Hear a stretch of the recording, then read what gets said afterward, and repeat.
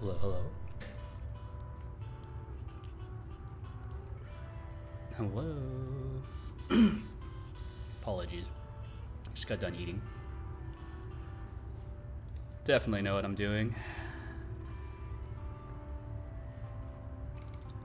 Let's get started. Hold on. It is... Oh. Hold on. Oh, hello, Redstone Pro. Hello, how are you? I'm doing alright.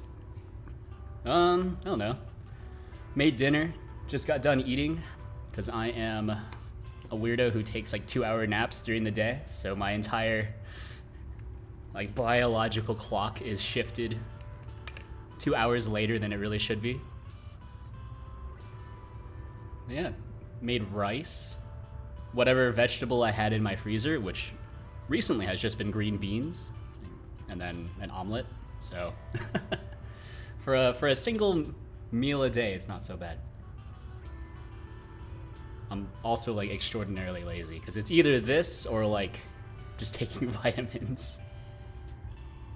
You know, fully functioning adult, by the way. Totally. Let me see. The sky. Isn't like beyond the sky there's also space, right? So technically be incorrect.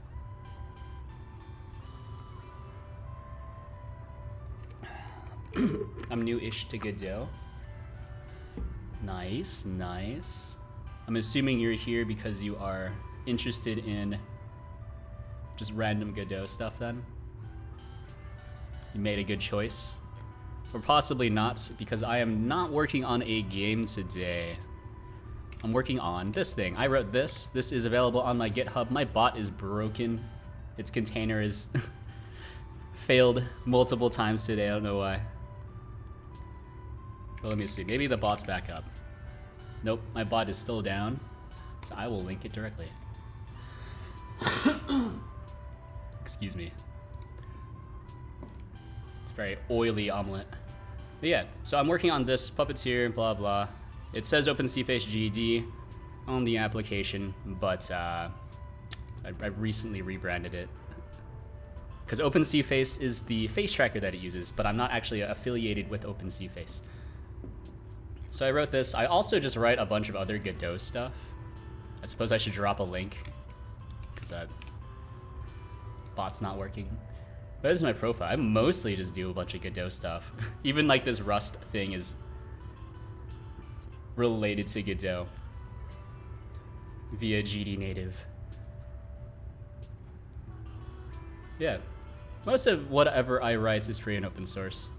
The thing that I was kind of poking at today, let me show this off. I thought this one was pretty cool, but maybe other people don't think it's as cool. This. I'm your newest follower. Oh, sorry. Thank you for the follow. I wasn't paying attention to my stream monitor. I actually don't even have it up for whatever reason. Totally forgot. I was too entranced by my omelets. But thank you very much for the follow. So check this out. This runs as either a standalone application or as a editor plugin. Look at that. How cool. So you have the ability to just run random expressions, which is something that you're not actually able to do in Godot, right? So you can do things like, we can drag it up so it's easier to see. Like omelet, but not the smell. Yeah, you don't like the smell of... I can understand that. I think if you have super dry eggs, they get that weird eggy smell. Definitely not a pleasant thing to encounter, but check this out. So you can write arbitrary whatever, right? So you can, you know, return hello, right? So then we register that function, then we can just call that function. So return test hello, or we can turn like this. So we're currently compiling GD scripts on the fly and then executing it. So this isn't really being executed by the editor, it's just being continuously recompiled via this piece of code here. It's not super complicated. This part is fairly complicated, but most of the heavy lifting is due to as a result of another library that I wrote called Advanced Expression, because Godot has a built-in expression class, but it only supports very, very basic operations. I just got here, but it's 2:30 a.m. Stay for a bit though. No worries. I'm just was proud of something that I made today. While I was bored on a conference call. But yeah. So this allows you to provide facilities for compiling GD scripts, or not compiling, but I guess building GD script on the fly and then executing it at runtime. This thing gives you a REPL, which is a read, evaluate, prints loop, which means you can do everything in the same terminal or the same session, and then it should just persist. So you can do store variable hello. So now we have a hello variable with the value 1. Right, and then we can then, return hello. So now hello is registered as a variable. And then you can do all the requisites node stuff. Yeah. So it's basically the best debug console you could ever want. But I guess that's not... Most people don't need debug consoles to be that strong. But I thought it was neat. Let me drink some more water.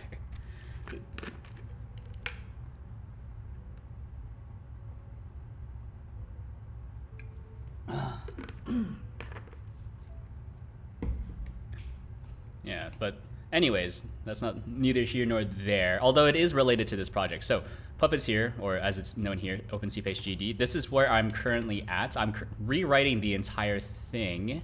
So this is what it looks like right now. So it's a lot more professional looking, I think.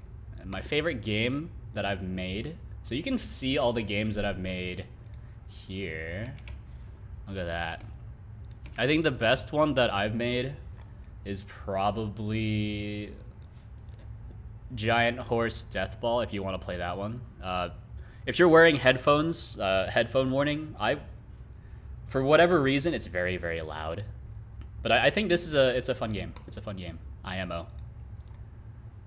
I made this for Ludum Dare 49. So I think the biggest design flaw in it, though, is that the tutorial is too hard to complete. Because the game gets really easy once you have a lot of animals. So the idea is that you have a bunch of animals, you break buildings. It's like Katamari Damacy, if you've played that. Except instead of rolling things, like smaller objects into your ball, now you just fling animals at buildings and stuff and break stuff, and then you get more animals because you're freeing them. Something like that. Yeah. That's about it, though. Let me see, but the idea here, debug console. So I wrote that REPL thing so that I can insert it into this debug console here, so that maybe we can start doing stuff. So it's easier to debug in a release build. Whenever people give me bug reports, I never really know what the state of their application is. But now I can force them to tell me.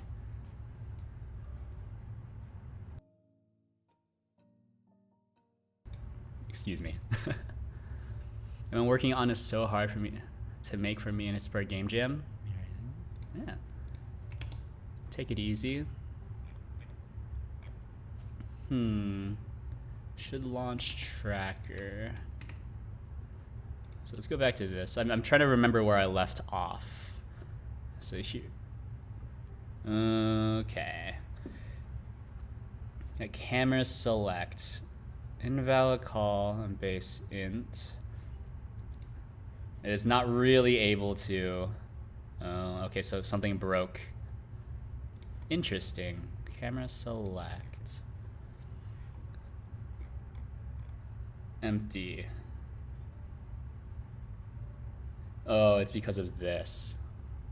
The initial data thing that I wrote here.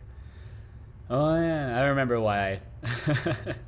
I remember this. I wrote the to-do and told myself I would remember that I needed to change how it works, but I didn't.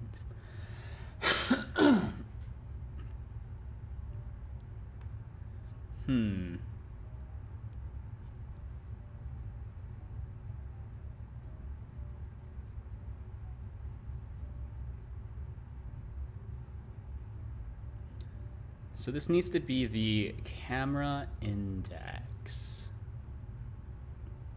And then looking at my old code here, that's currently on the master branch.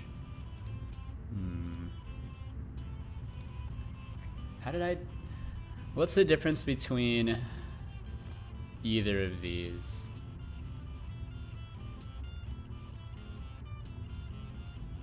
Because I remember most of this code is taken from my old stuff. It's just ported over to the new format.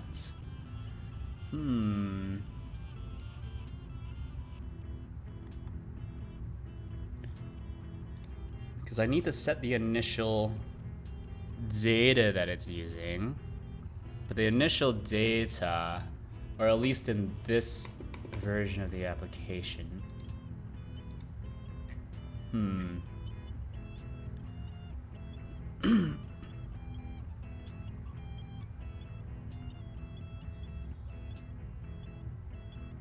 One sec. I'm changing the YouTube video now I'm listening to again. Okay. So config data. Tracker. Where do I store the camera? Camera index, which is a string. Okay.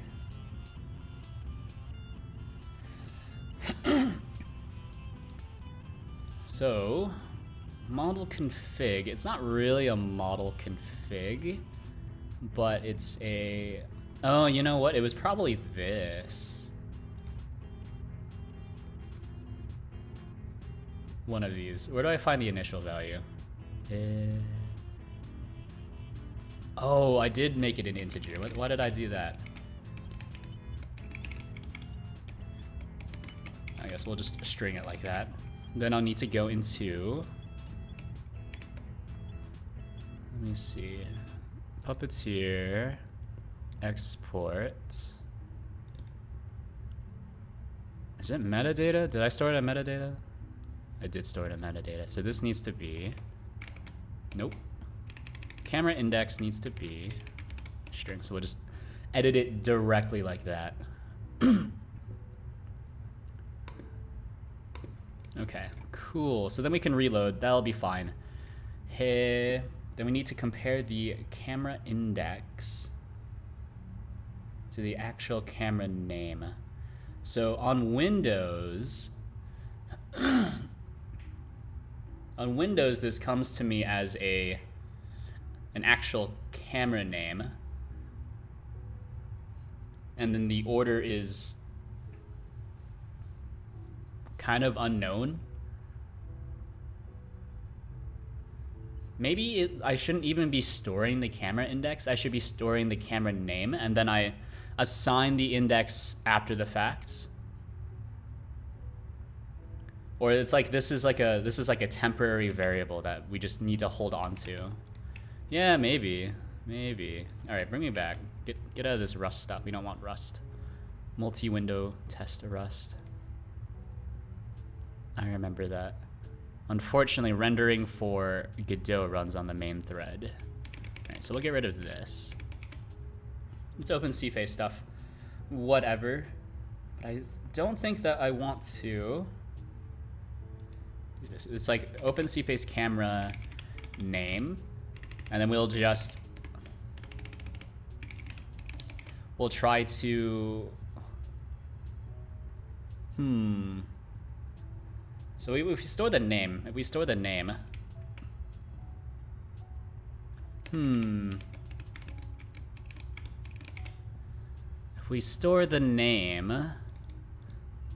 then we'll need to compare the camera name to the index it's in. Okay, okay.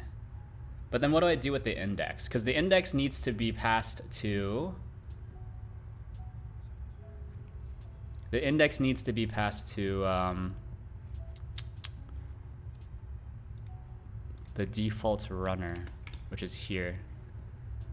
Right, because, or it's not the default runner, but OpenCFace, the actual face tracker, needs to be able to, it needs the camera index. It doesn't want the camera name, which is a little tough.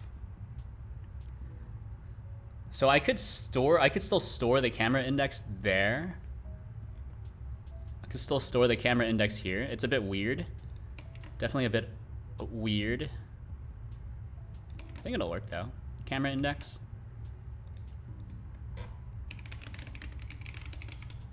There we go. Just a bunch of return falses. Because I'm trying to make this a lot safer, so we don't just run into random errors all the time. Basically the opposite of how Godot really encourages you to write software. And get data, tracker address. Okay, so we have all of this stuff. Address, and then this is the port. That's fine. Camera index. I think we can still store the camera index as a...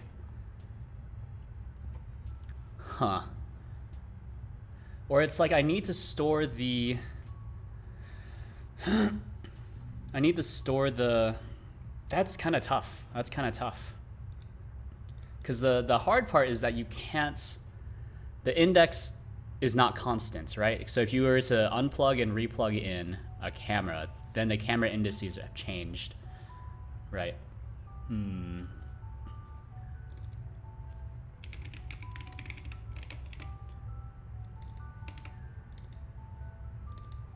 Camera name.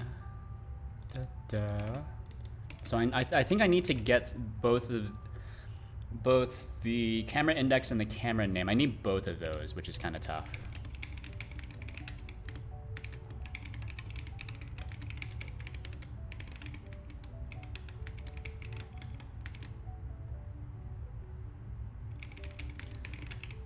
So this is kind of a floating piece of data. So it's not super constant, but we are storing it in our config file. But it will change based off of this kind of initialization script. So that's kind of gross, but there's not too much I can do about it. Yeah. Camera index 0.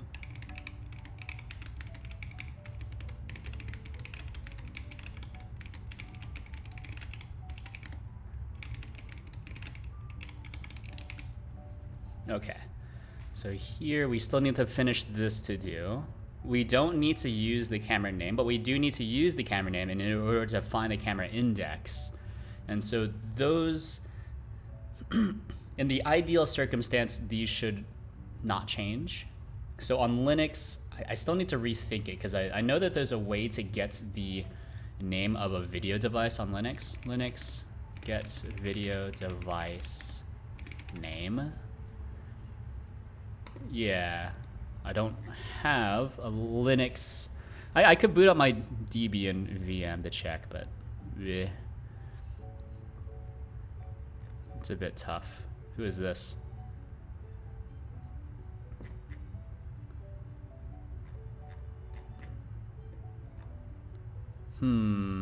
So it's v4l2 is probably what you need.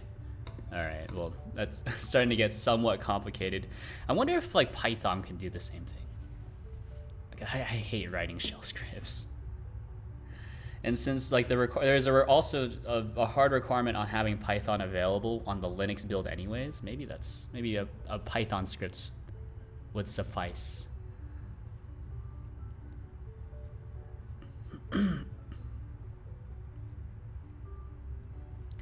pop up get item count. If item text blah blah, pop up item, and then the camera index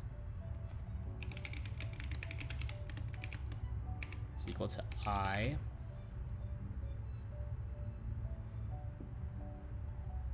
Camera index.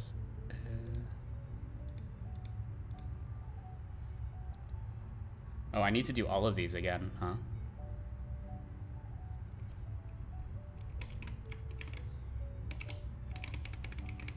So let's try to do it in the same order so I don't get confused.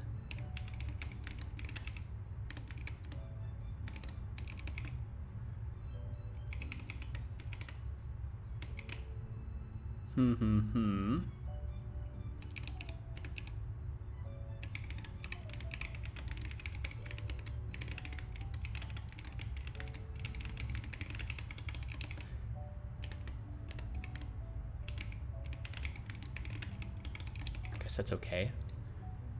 It would be better to have these as constants, but I don't really have a great way of handling that, so we'll just leave it like that for now. So either way, no matter what, we want to update the camera index. So update camera index no matter what.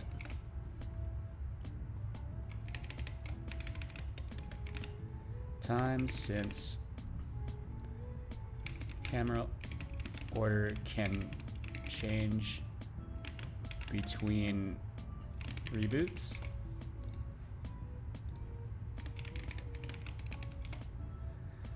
Okay, I think that'll work. And then here, if we run this, boom, boom, default runner, GUI, tracking. There we go. Look at all of that stuff. We can even look at the logs. How fancy.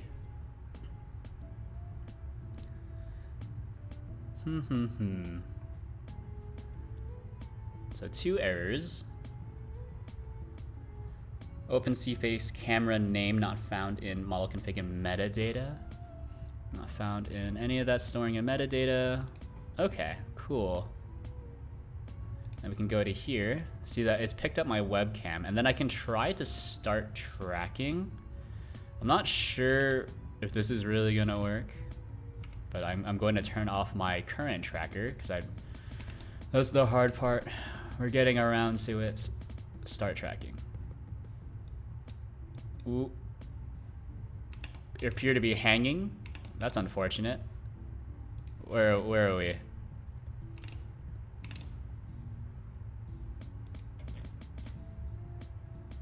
Where are we? Who's trying to execute? Oh no, okay. I think it's running. I think it's running. Yeah, it's running for sure because my camera turned on. So let's turn off the face tracker. There we go, just force kill it. Is there anything else I can turn off? Well, I guess it's mostly just Chrome that's eating up all my memory, huh? And then Chrome is also using a little bit of my GPU. Not sure what happened there. I think I'll want to just step through that and see what happened. So default runner, default GUI tracking. Start me. We're good. We're good. We're good. We're good. We have everything. We should launch. Starting face tracker. Get ready to send it. Windows. Oh, it's because... Wait. No, that's right. Right. We want the exe path to be on that. So the exe path... Where's my exe path? Am I crazy? Is there no exe path? What is this? Or is it because it's currently trying to run an OS executes? Is it because it gets stuck here on OS executes?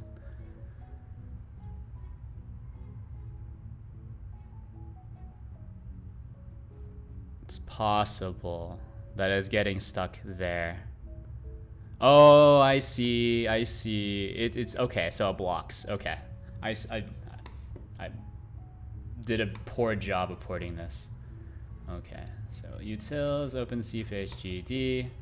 Then here, those are the options. Yes. Then we need to. This part's very important. Yeah, so I would just slap these into here directly. But then, face tracker, we have the options, that's fine. False, nothing, and then we want to run this in the background, I think. So OS executes. So path arguments blocking false to read standard error. That's fine, I guess. We don't actually need to read standard error, but just don't block. That's probably good enough. Oh, yeah. And then we don't need to pass in an array either.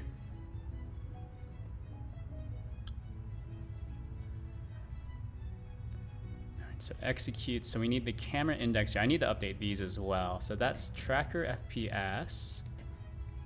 I think that should be available up there. So this is just tracker. Or is it just FPS? FPS, okay. This is address. This is port.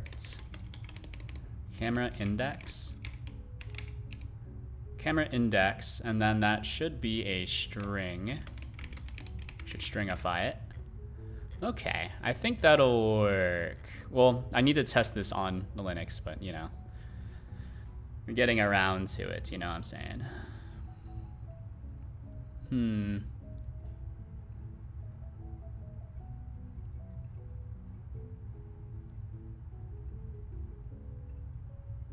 I think this will work. I don't think this is needed. Yeah. Well, I haven't actually re-implemented this part yet, so that should be okay. And also I need to test that on Linux. I could also possibly test it on Windows, but it doesn't make a huge difference. And here, just to make sure, because I did make a mistake already that caused my program to completely hang. All right, so one, we now have a logger per class. We're not just using the app managers. So logger, pretty much everywhere that says am.logger needs to be changed. Just got to be very careful about it, which is not what I'm great at. Where else? Unhandled OS type, that's correct. And then here, we still, yeah, we do need to re-implement toast notifications. So we'll get around to that. All right, send me again. I think it's should be fine, maybe. Run me. Go to tracking. Run me. Ah, geez. No, we're fine. So we step into here. We have a PID. It's turned on. Oh, geez. That's pretty wild.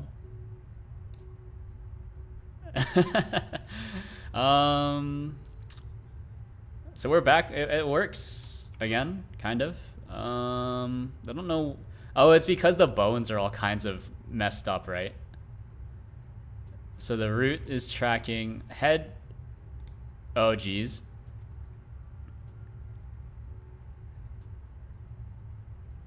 So it should be a payload. Signal name. Oh, it's because I changed this.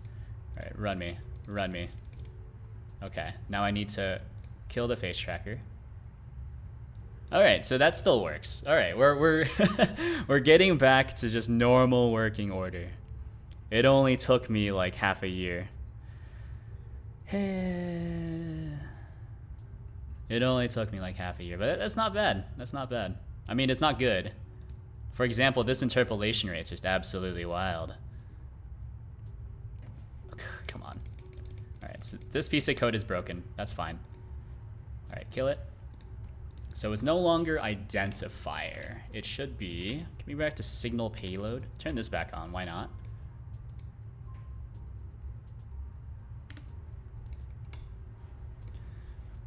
So this is, what is a bone display, and then signal payload. Okay. Signal payload. So we have data, ID, and etc. We don't have a logger. Oh, no, we do have a logger. We can use logger. That's fine. That should be fine. So, but if name does not equal, well, we should switch these up, right? So we bail out as soon as possible, because we only want to listen for things that pertain to this specific bone.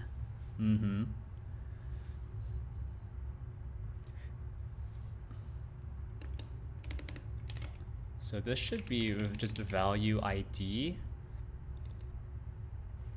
Yeah. And then here, I think it's just bones. Yeah, bones.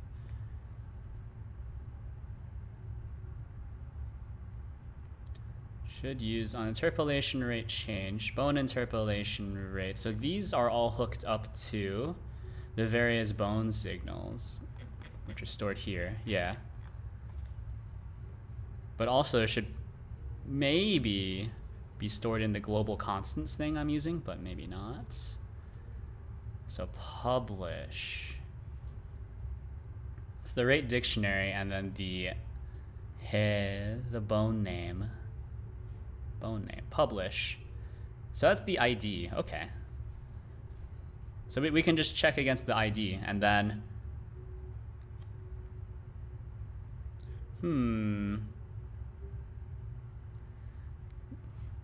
it's no longer called collection, right? Signal payload, yeah, it's called data. Has a trailing space at the end of it for some reason. So data, yeah. So ID, get changed. Okay, yeah, and then because I'm doing them as a dictionary now instead of an array, that this is a lot easier. Yeah, okay. All right. Final step is just turn this, rename it to payload, since it's easier for me to tell what the heck it's supposed to be.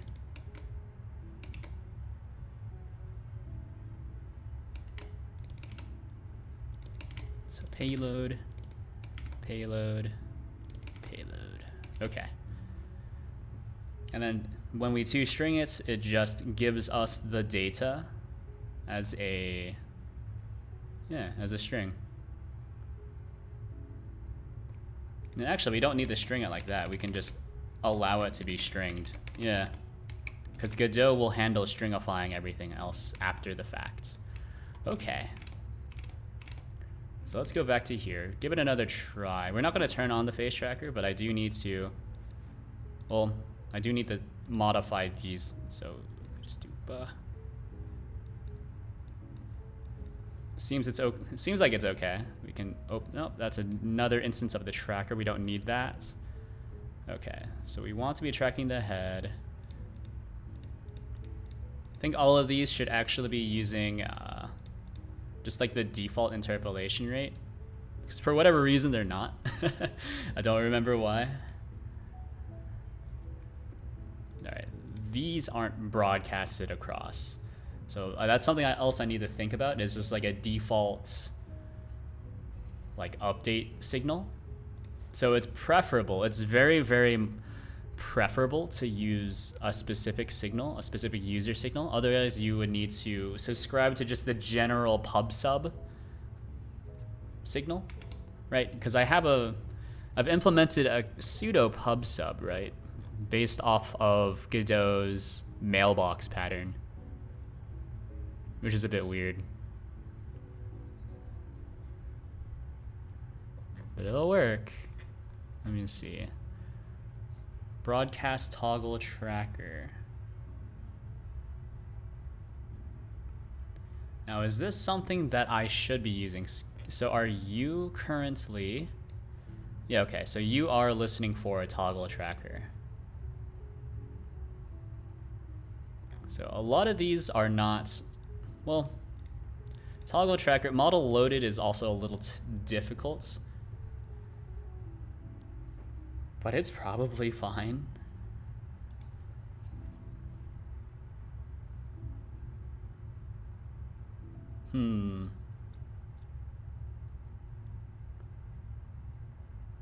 Or maybe I should have like a published generic.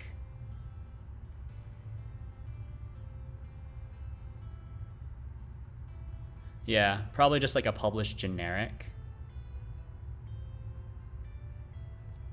So we can do like a signal event published. And so we'll need to have data, right? Just some sort of data. Then here we'll have two functions. One is called publish, one is publish generic. So signal name, data, and then ID, which is null.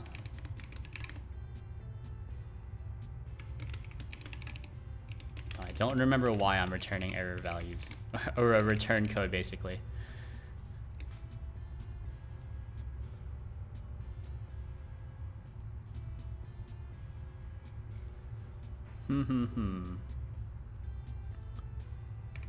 So if not, well, no, we just want to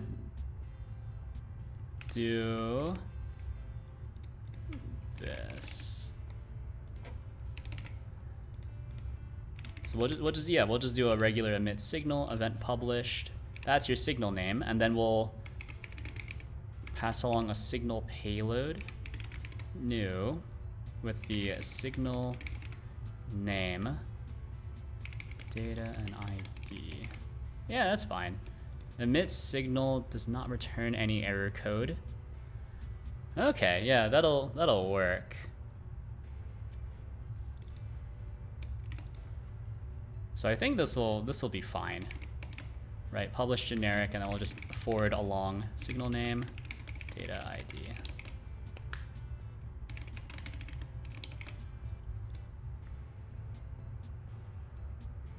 Right, and then that means that we can get rid of most of these specific ones. I think logger rebroadcast is still a pretty good one to have. Or maybe not. We'll think about it. We'll think about it. Don't I have like a log manager? I do have a log manager. Phenomenal. Yeah, so we can handle this like a pub sub.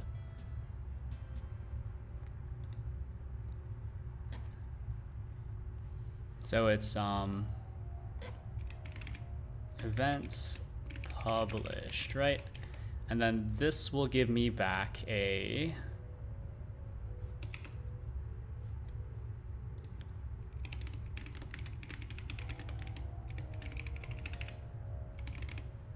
hold on. So we could do it like this, or we can use subscribe. Doesn't subscribe require self? Yeah, self to thing, and then we can supply a payload optionally. So subscribe to event published, and then we'll just do honk on events published. So this has some sort of data. This will be a signal payload, 100%. Okay. So we get rid of this. I don't know why I'm writing this in the Godot editor, but it'll work. So on events published, then we need to filter by the signal name. So if data signal name doesn't equal, what am I looking for? What am I looking for?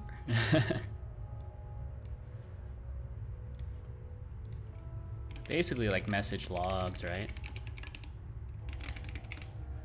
So what does the logger log? Message logged, emit signal, message logged, and then who intercepts message logged? Because I don't quite remember. Hey. Oh, it's connected to its own thing.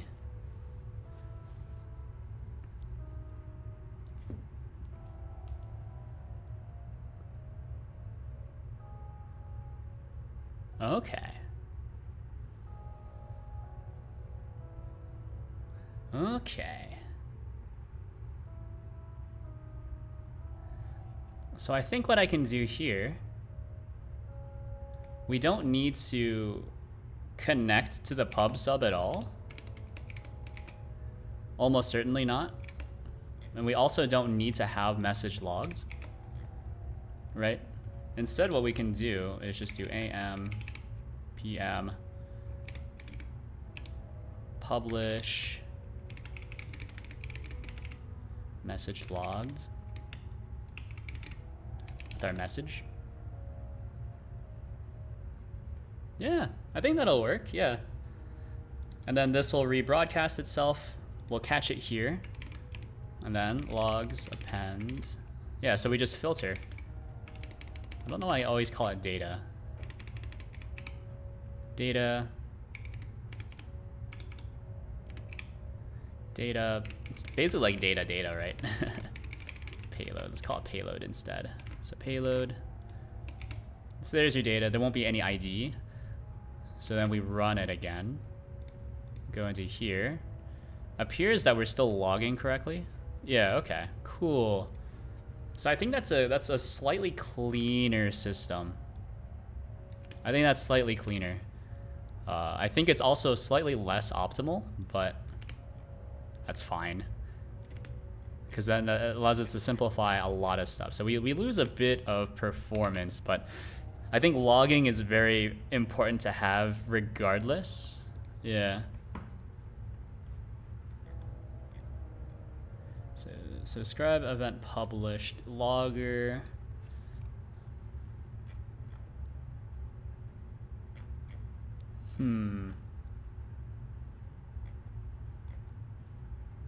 Global constants.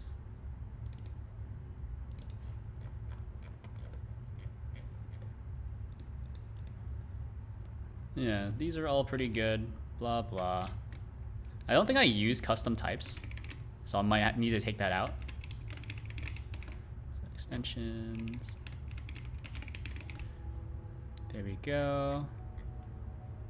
These are just random paths. Scene signals. Would also be pretty good, I think. Well, that's nice to have. Let me see. Const.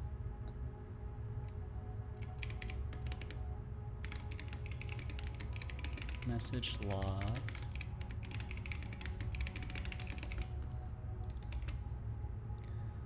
Loggers. Okay.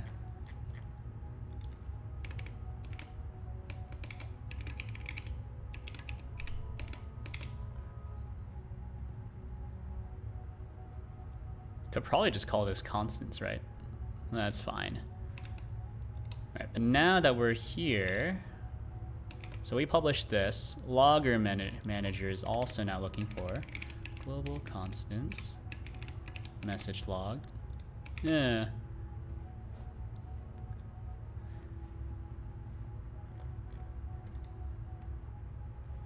Okay. Is there anything else I would need to do? I think there's a few other things I need to listen for. Yeah.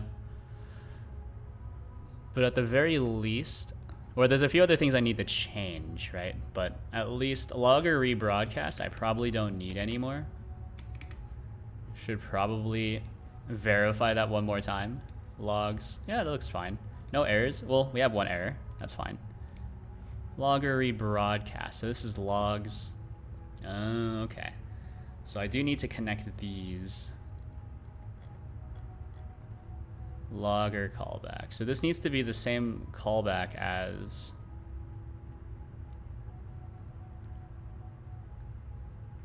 as this.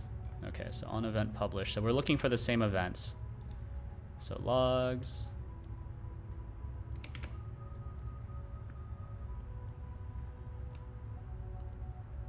All right, wait, hold on. So on event published. That's okay.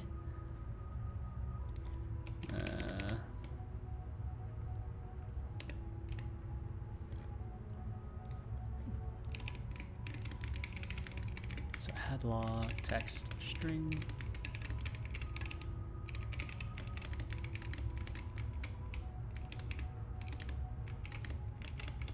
All right, there we go. Add log, blah, blah. Payload data. Get rid of this. Then we'll need to change this to add log. This one we need to subscribe to PS subscribe self to event published.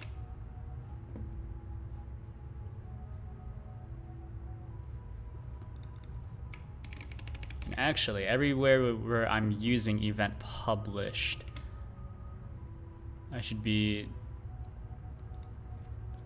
putting these somewhere else. So region, signals.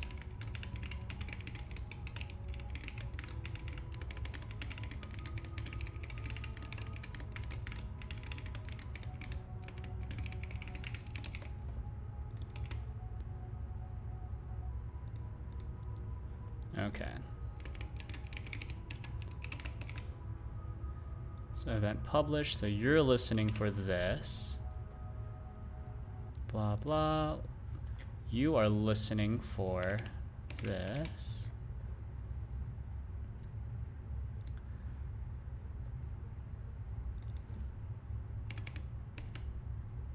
Well, this one can stay like this. That's fine, because it's right there. But everything else should be listening to this very specific signal.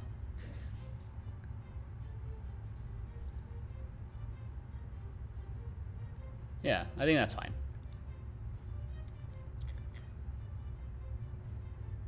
Seems okay. But why is there a timer?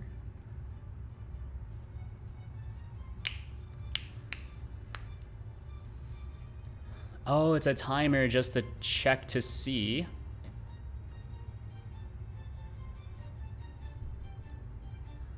Oh, this is the log manager. Okay. Yeah. So this is a timer just to occasionally check if we're out of log space. Yeah, but we can have up to however many, 100,000 logs. Should probably make that 1,000,000 logs. I think you can even do it like this if you want, right? And then it's still technically a valid integer. It's just easier to see. Very nice. Logger, this is fine, this is fine, this is fine. Runner traits. Now this is where things might be getting a little spicy.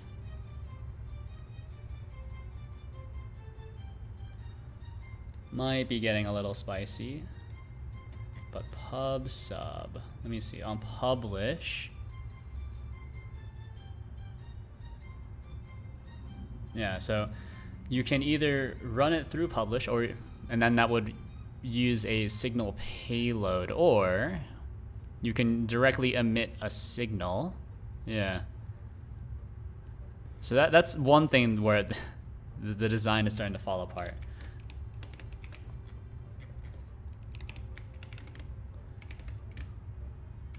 Pub sub, publish, subscribe, handler,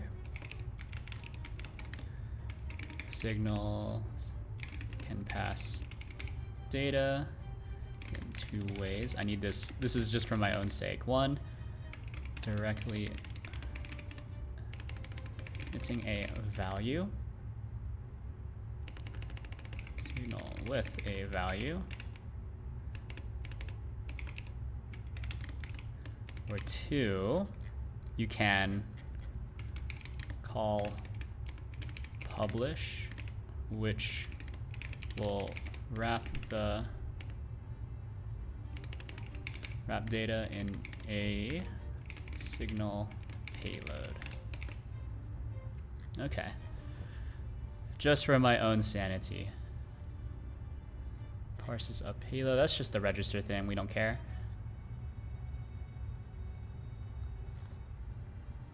So event published, that's fine. I think the default runner is looking for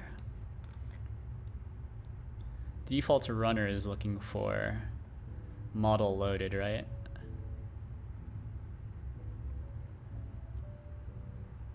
Yeah. Well, no, actually, no, we're not. Who uses this? Who uses this signal? If no one uses this signal, I'm going to take it out so we can further streamline the entire process. So, model loaded. Who uses this?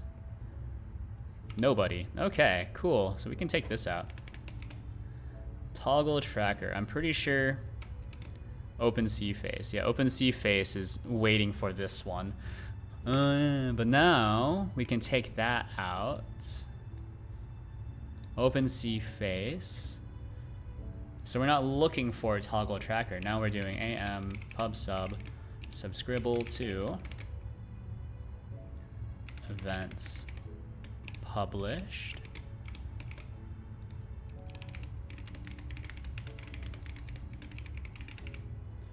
On event published, signal payload.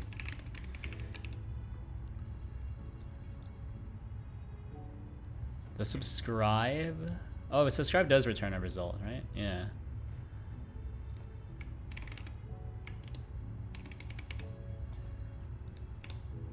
If payload.signal name is equal to, give me one sec. You need to go back into global constants. Global constants. So event published, and then this is supposed to be toggle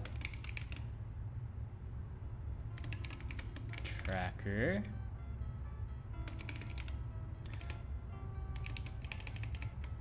Or tracker toggled, maybe. Tracker toggled. There we go. So if payload signal name is not equal to global constants, tracker toggled, then we'll return. And then if payload ID, or is possibly even like, no, the data, yeah, I'm thinking about it. I'm thinking about ID. If payload ID doesn't equal OpenCFace, then we want to return. Well, we can do it all in one step. It doesn't matter. But basically, that's how we're going to filter, right? Now here, on toggle tracker. Okay. Was tracking, is tracking. If not was tracking.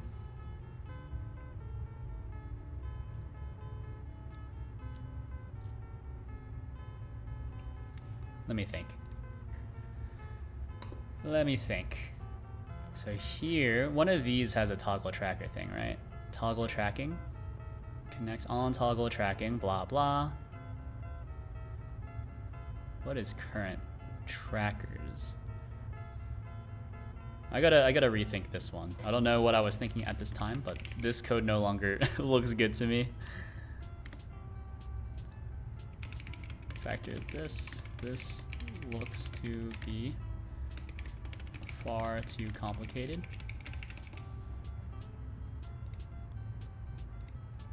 But then here, am ps publish constants event published.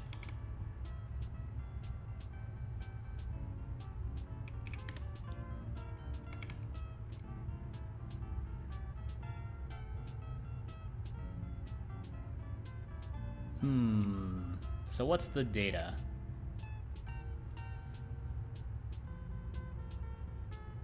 So here I can actually publish like true or false based off of what I want it to not be, right? So OSF is listening. So basically the opposite of whatever this is supposed to be. And then here, ID is OpenCFace. Something like that. Yeah, that seems reasonable. That seems reasonable. Go back to pub sub. So then there's publish generic, or we can do like publish event.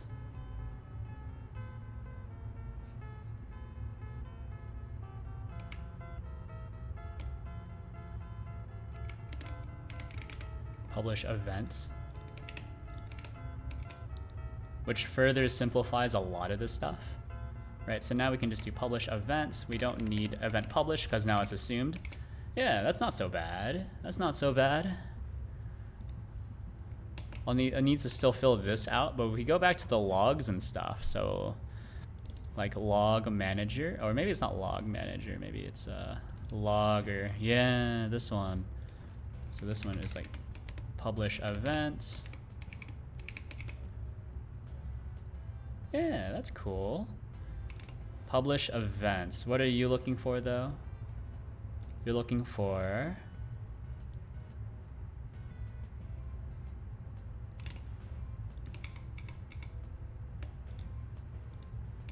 message logged.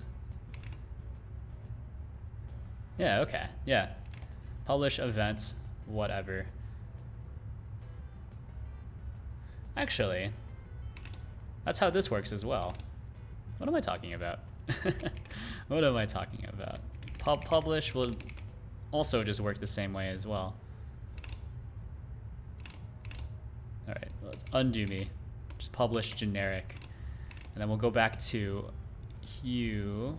This is just publish.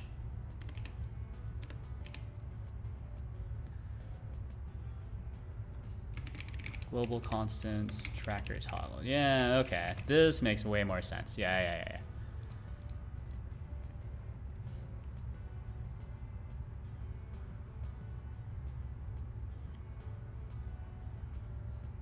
Okay. I think that's fair, I think. Yeah.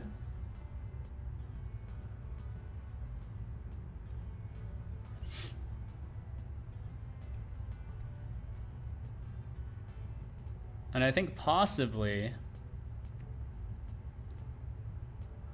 I need to think about this. I feel like this entire block of code seems kind of weird. Like it's almost like the tracking GUI thing should not be,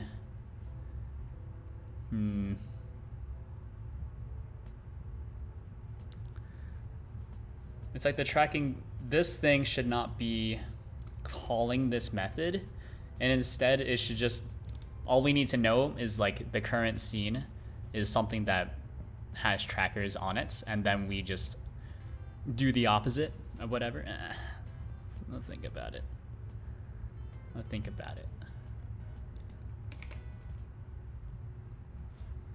here, I need to refactor this. So far.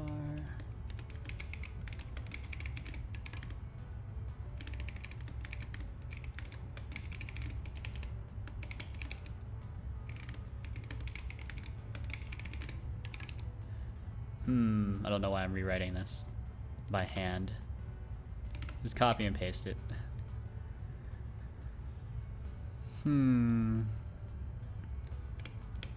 is tracking. I think that, yeah, that probably makes sense. I don't know why I need the main loop. I suppose it's really only here. I'm trying to remember what. Oh, it's so I don't need to access the app manager if I want to get literally anything. Yeah. Like, at least in this way, it's more standalone, so hopefully it should be a bit more resistant to failure. All right, on toggle tracker. That's fine. So I actually have one error here. What is this called? On event published.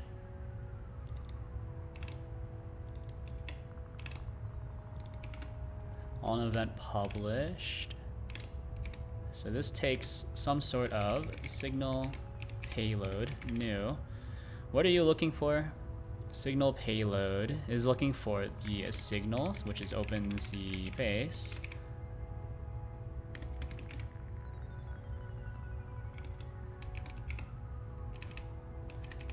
Or signal payload, it's looking for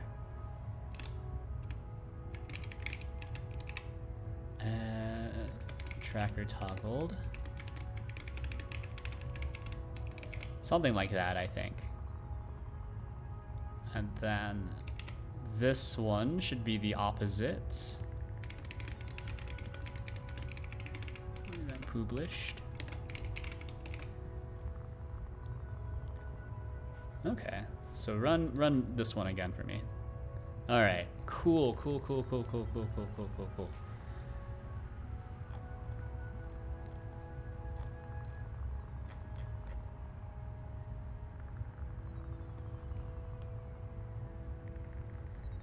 I think that works. Yeah.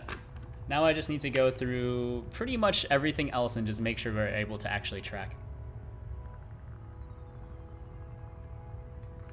But at the very, very least,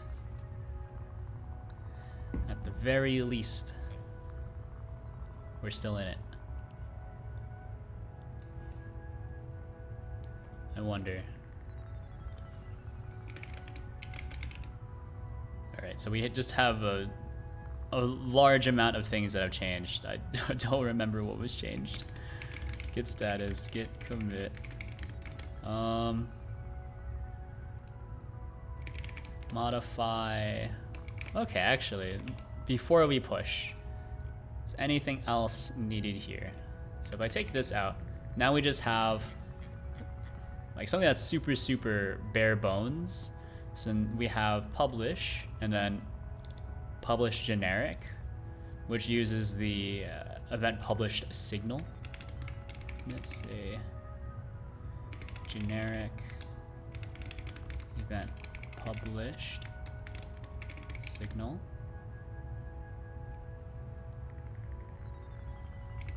With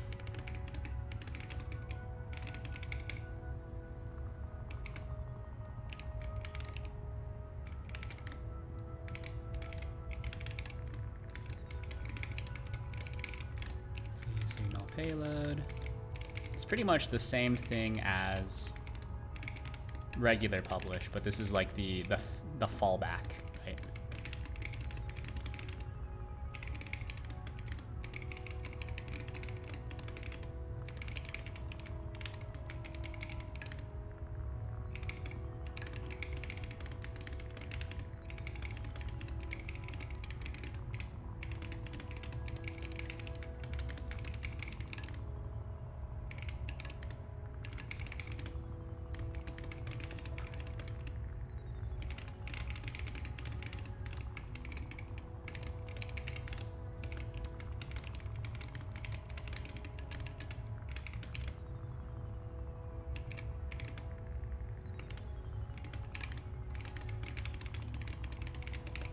Error code, okay.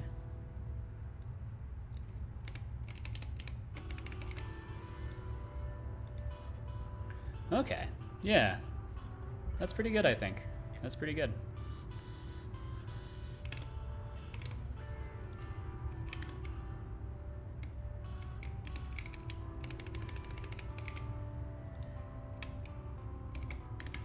Pause back to calling. Generic if the signal is not recognized. Pub sub. Okay, cool. Just run me one more time, just in case. All right, look at that. 294 tests passing. Very nice. All right, now we're gonna commit. So refactor pub sub.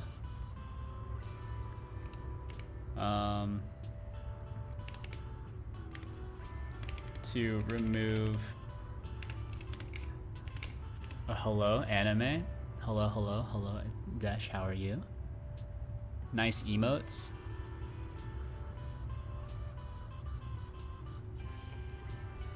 I have a lot of green emotes. Are these all? Oh, they're all from Cadence C. Don't know who that is. I'm glad you find their emotes amusing.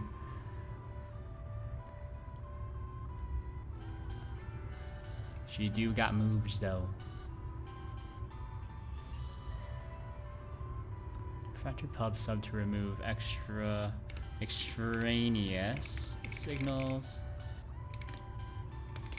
Tracking works. Alright, so push me. I think I might just merge this with master. Oh, thank you very much for the host as well.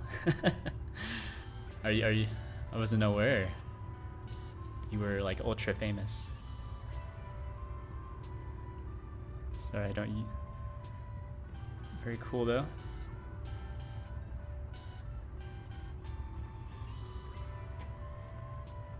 All right. Let's maybe back to here. What I'm interested in is looking at. Please, I would like to. Look at this. Yes. That's a pass, baby. We're all green once again. I think I might just send it. Also, someone sent me a thing, which is kind of weird. IMO. Submitted a random PR. I might just close it. I'm not sure what happens to them. For this stuff, I feel like I should probably squash a lot of these changes. But that's a lot. That's a ton of changes to squash. Oh my god, look. 3 months. This has been in progress for 3 months. Ugh. I think I'm going to send it though, because it does technically work. The tracking is a super jank. Oh no, never mind. It's still broken. But I don't think anything ever uses that signal either, right? Yeah.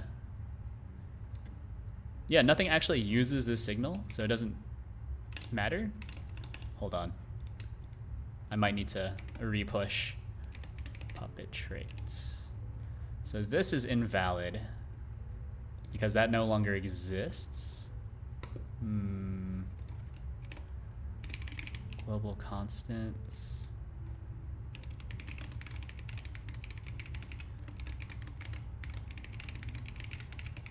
All right, so we can still do this. So publish global constants, this thing. Eh. Oh, and then we can just send along ourselves like that. Okay, that will work. Let's actually squash that commit really quick. Fix up. Nope, that's not how you do it. Fix up. Get rebase. I head to. Forgot one part of it. Rerun the test just in case. Oh baby. And then we'll just force push to the branch. And then probably now I should start squashing some commits. All right, so how many commits are here? There's 47. Not so bad. We've also force pushed to it. But now, get rebase, I head 47. Oh, baby.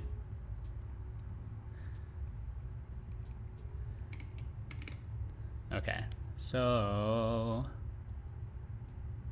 edit Use, oh no, I want to reword it. Yeah. Yeah.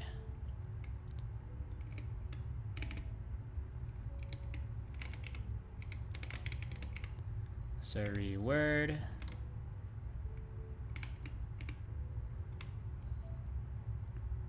It's basically everything is about to get squashed.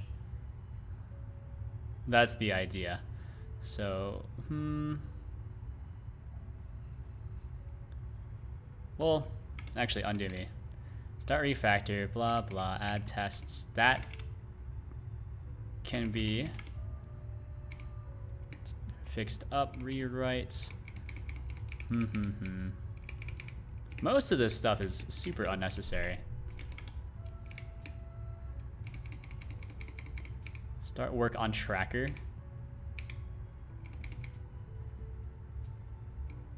Or actually, can't GitHub squash these for you?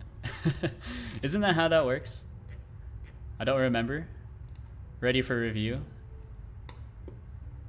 And then you can merge it, and then you can squash and merge into one commit. Isn't there a way to just squash all these commits from the command line?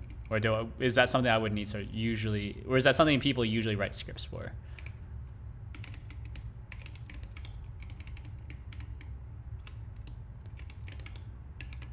You know what? Abort. Abort me. I think I'm just gonna send it, dude. Cause it's kind of functional. But we're gonna squash these into master. Squash and merge, yes. But what does the commit message turn into? Oh, okay. It just has a very long commit message. Okay. That's fine. Send it. All right, so then git checkouts and git pull, or git checkout master, sorry. Master, where the dreams master, Christ only lies. Okay, cool. That's cool. Now for here, I do need to make a few edits to this thing as well. So this is puppeteer.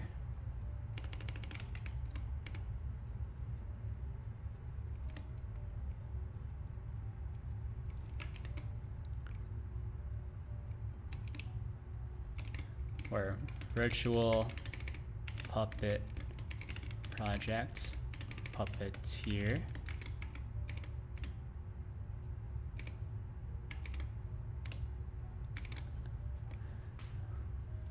I think I'm gonna take out the demo. The demo GIF is just absolutely killing performance for whatever reason.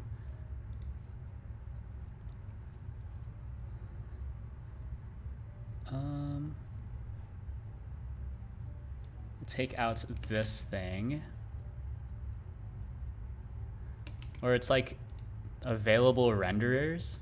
Yeah. So available renderers. So there's OpenSea face.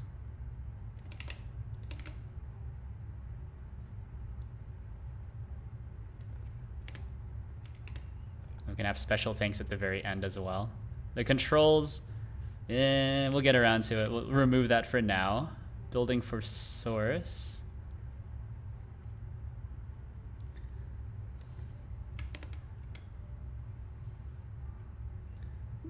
Yeah, actually, yeah. Building from source, not super duper necessary. We can have a special thanks.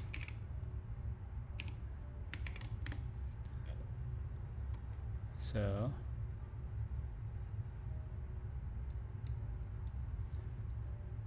vsekai for VRM importing.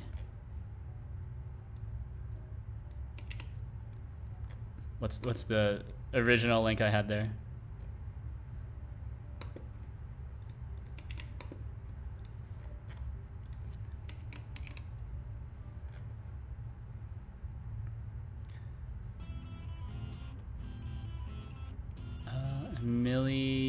Emiliana VT.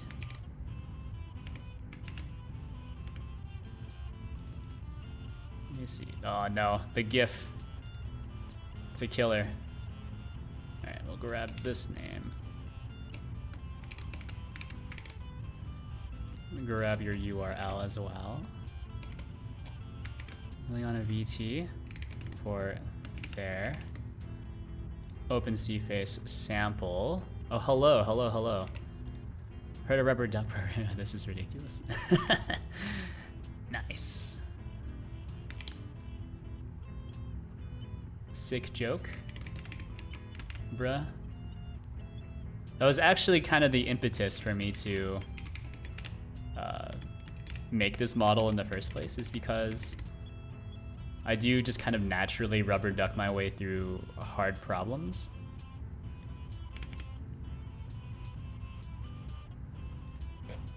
But yeah, what I'm working on, no, reload me. What I'm working on is this project. So OpenCFace GD, or it's been rebranded so it doesn't get confused for OpenCFace. So Virtual Puppet Project Puppeteer, or shortened to VPupper.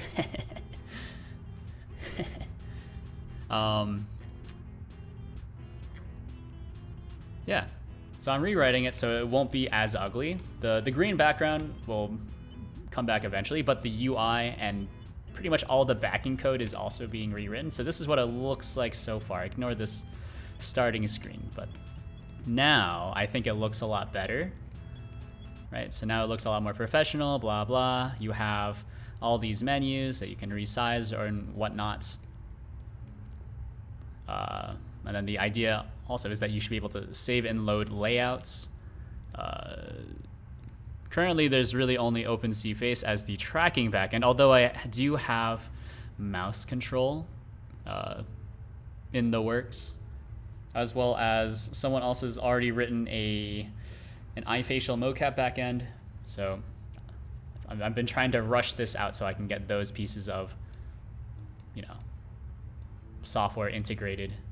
Because previously the name OpenCFace GD is a bit limited. It was a bit too limiting. Because it doesn't make any sense to have support for other tracking backends if you name your application after the main tracking backend. I think that's just a symptom of not expecting your program to get popular at all, I suppose. Because usually I write all this stuff just as a curiosity, but then, people are like, oh, that's neat. Yeah, that's the idea. So we have logs, whatever. I need some way to be able to reorder these windows, but I'll have to think about that later. Yeah. That's where we're at. Oh, and then logs is, I guess, a completely separate window for some reason. I'll need to think about that as well. Yeah, so tracking works technically. I need to finagle with the interpolation rates again, because I think these are all really bad values to have. I don't know why I have these, but tracking is a bit too sensitive, whereas it's, this is pretty optimal. Demonstrated by this. Look at this. I guess this is the actual cool part. This model's a bit scuffed, but I think it's also free to use for. Actually, you're not allowed to use it commercially, but I also don't make any money from this anyway, so whatever. Other problems when you aim to solve you/others have had with current offerings. Current offerings are all. Well, they're not all closed source, but a lot of them are closed source. None of them are made with a, open source stack. So the only other open source 3D model renderer I know of is Magic Mirror, but that's also made in Unity. So Unity is a bit tough. And also it's just also in, it's also completely in Japanese. So can I read Japanese? A little bit. At least I can read hiragana. I can read the katakana sometimes. Dekiru koto. Download. Amazing.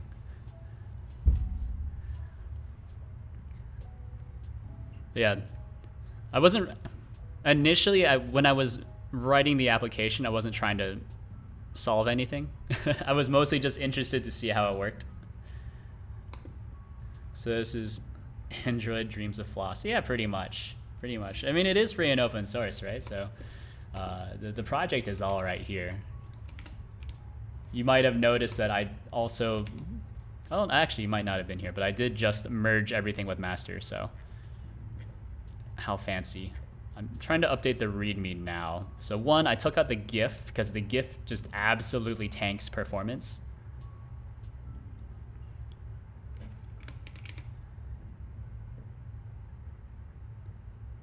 Just absolutely tanks performance, and I'm not sure why. Probably because running GIFs, where GIFs are just a horrible file format.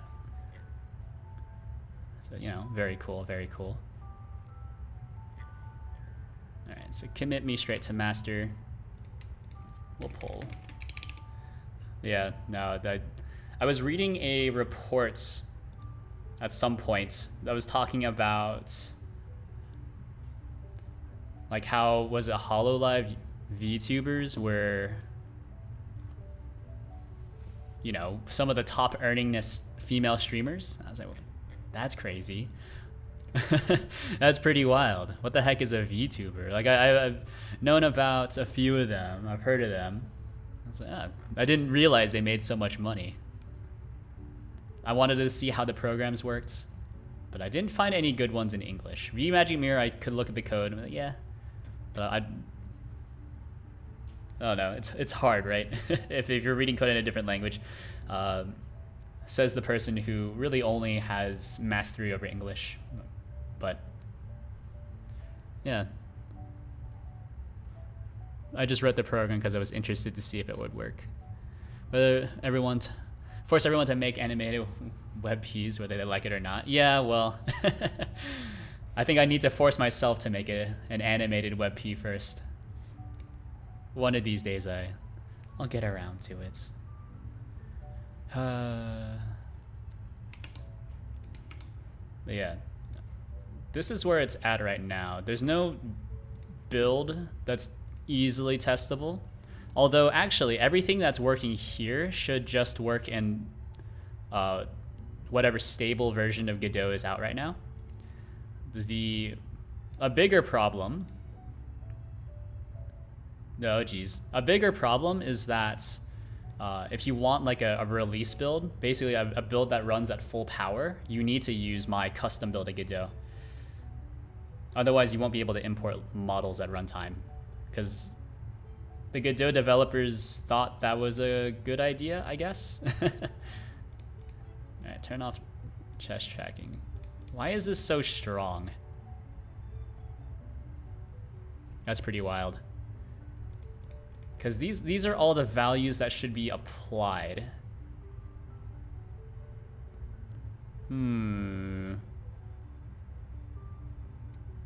This reminds me of when I was first trying to figure this stuff out. So I know what's happening, right? So everything goes through, where is it? Everything goes through, this is just using puppet traits, yeah. So I'm just calling apply movements on this. Unfortunately, I'm not able to use the debugger at all because Godot is currently managing a thread. So, I mean, I think this stuff looks correct. Bring me back to an earlier commit. And we can take a look at some of this stuff. Basic models. So not the duck, but the basic model.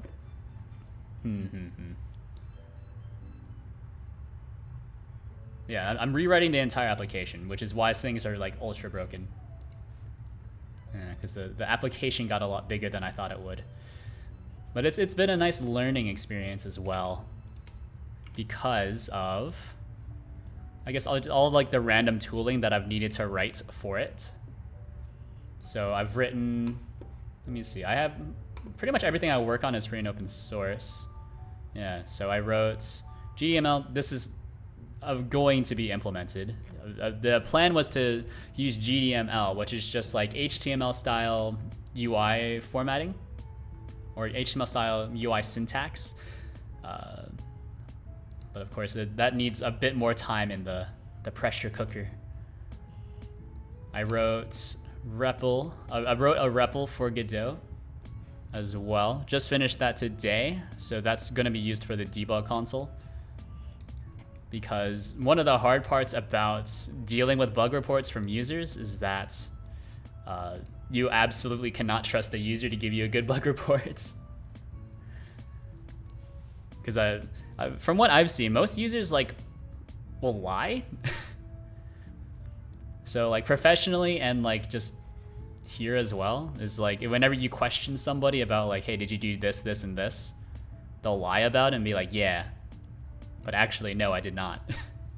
So now with the debug console, I can be like, okay, like open up the debug console, run this command, and now you absolutely cannot lie to me. Unless you're like going to try to fake the logs as well. You're saying the users forgot to plug in the program? Yeah, pretty much, yeah. Right, you'd be surprised like how many people run into this error, which is, well, these prerequisites, especially on Linux. So you need to have Python 3.6 to Python 3.9. Python 3.10 is not supported because of this dependency, Onyx runtime. And then also a lot of people forget to download these packages. So those are for apt-based distros. I don't remember what they're called on Rail-based or Arch, but yeah, most of the time it's people don't have these correct Python versions, or people don't have these packages. So usually what a lot of the debugging process is like, do you have the correct Python version installed? They'll say yes. All right. I don't believe you. Of course I don't say I don't believe you, but I say, you know, that doesn't sound right. Can you run, you know, Python 3 -- version? And then they'll try to, sometimes they'll lie to me and give me like a fake log. And I'm like, you can't lie to me. I know what the Python looks like. Or I'll ask them to run like apt list, pipe, grep, you know, VNV or whatever. But now, debug console, you don't need to do that. Well, I might still need to do that on Linux.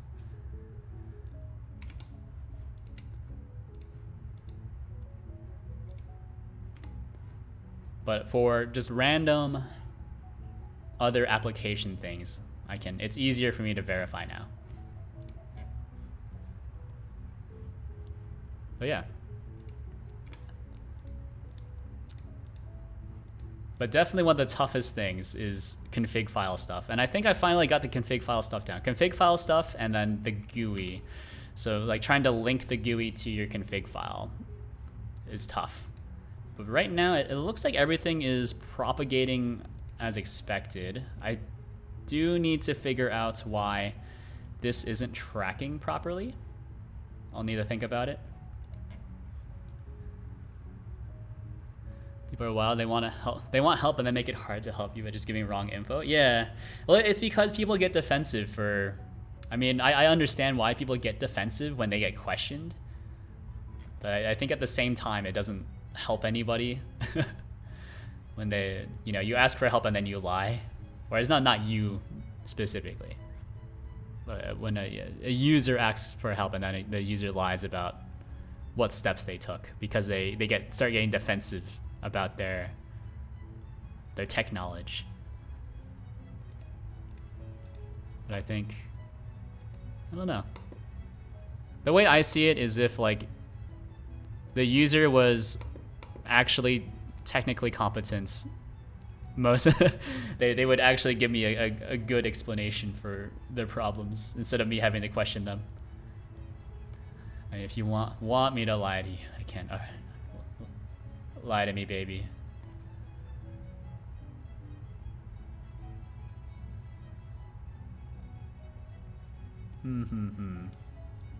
Yes. Lie to me and tell me my work is interesting and useful to humanity as a whole. No, I'm trying to think. Oh.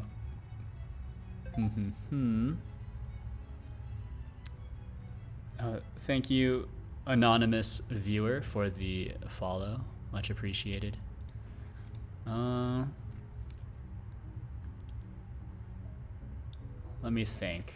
I think I need to, okay, I need to stop turning on and off this thing. I need to add debug logs.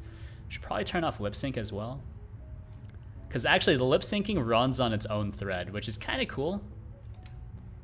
It's also kind of broken because I'm the one that wrote the lip sync.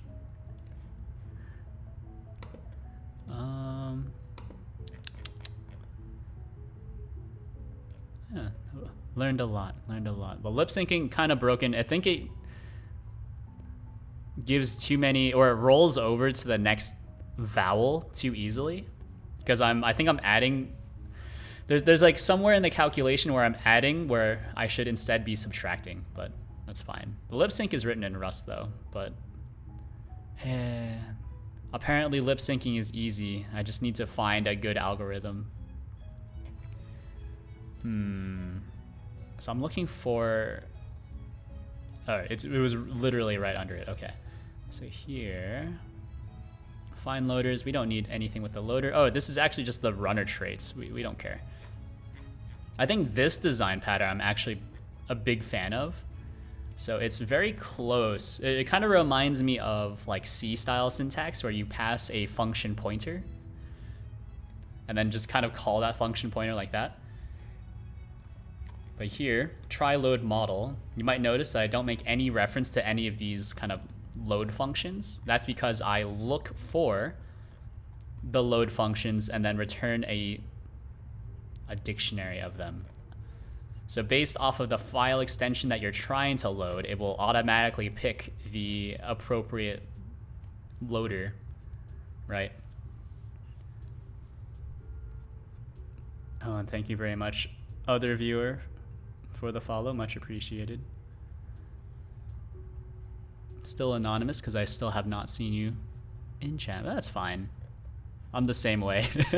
Honestly, like when I'm in like a random streamer, when I'm watching a random streamer, I'm like, all right, I like watching this person, so I'll follow. And I really hope they don't shout me out though, because I haven't said anything.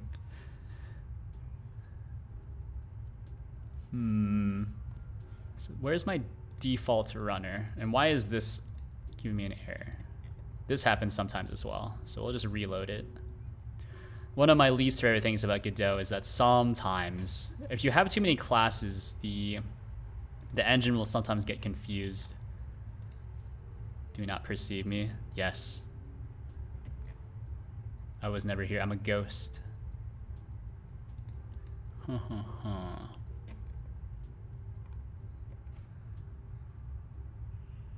I mean, honestly, like to thine own self be true. I know I don't like the spotlight. Like, I don't like having a lot of attention on me. I guess which is why I don't, like on my little stream view, I don't have the viewer count on. I do my best not to even look at like the amount of people rating if there are any raters. Of course, nowadays I don't have that many viewers because I haven't worked on a game in forever, man.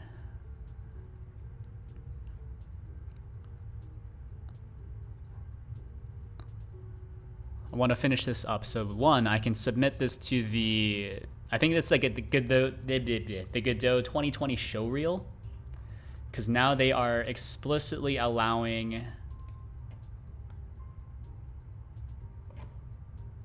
tools. So I think this would be decent, I think, as a submission. And two, I want to work on games again. Is it because these? Oh, you know, is rotation a reserved word? I think rotation's a reserved word. Oh no, I think rotation might be a reserved word. I have a horrible feeling. Yeah, translation is probably a reserved word. Oh no.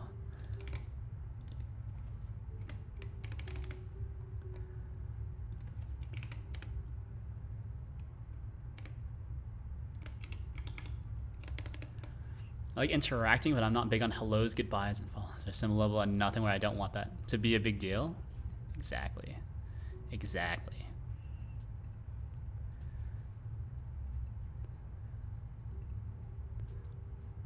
And I think that's kind of the beautiful thing about Twitch. Oh, yeah, it was almost certainly. The reason why the values didn't match up is because these are shadowing built-in variables. Yeah, but on Twitch, it's like there's no...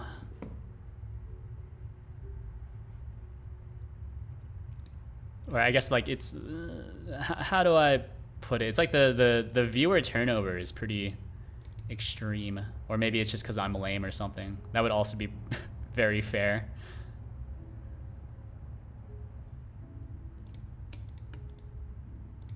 Alright, get rid of these. Run me again. Okay. Then go into tracker.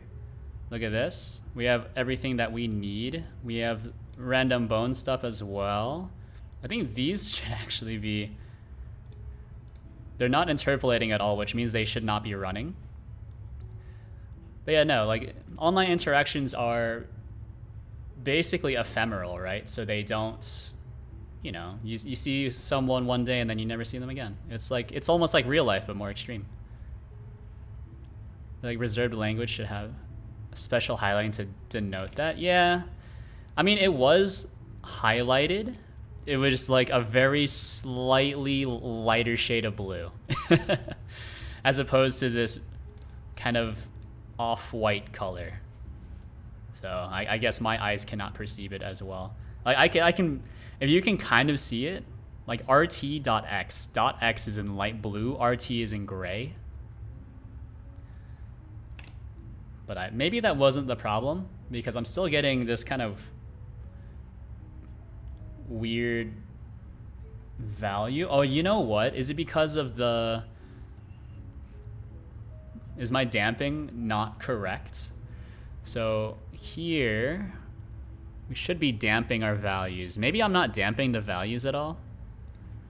Did I forget to damp my values?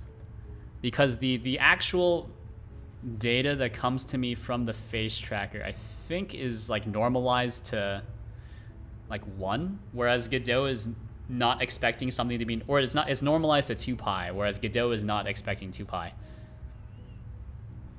But even then, you don't really want to have your model track exact. You want it to either be a little stronger or a little weaker, so you're, I don't know. There was a reason why I damped it slightly inexactly, but I don't remember why. Is it the interpolation amounts are wrong?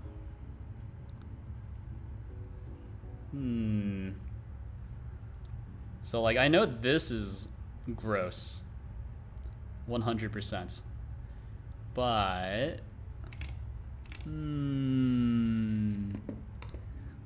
this is just using puppet trait. What's the difference between this and this? So move head, blah blah.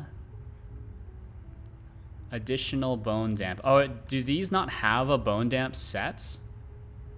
Oh. Wait, no, that... I think a bone damp is set. Right. Just making sure that closed correctly as well. Sometimes the tracker doesn't close when you close the application. Huh. Alright, bring me back. Now we'll step into the debugger now that the face tracker is not running. Alright, so those are damps. No, those are correct. Those are the standard damps that I would assume. I would expect, I should say. Has custom update, that's not quite true, but should not be using any fancy stuff. right? Oh, here, we go back to screens. Or is it because the values that I'm feeding in? Is it because of these values here? These are wrong? I did write these a bit differently. Slightly optimized it.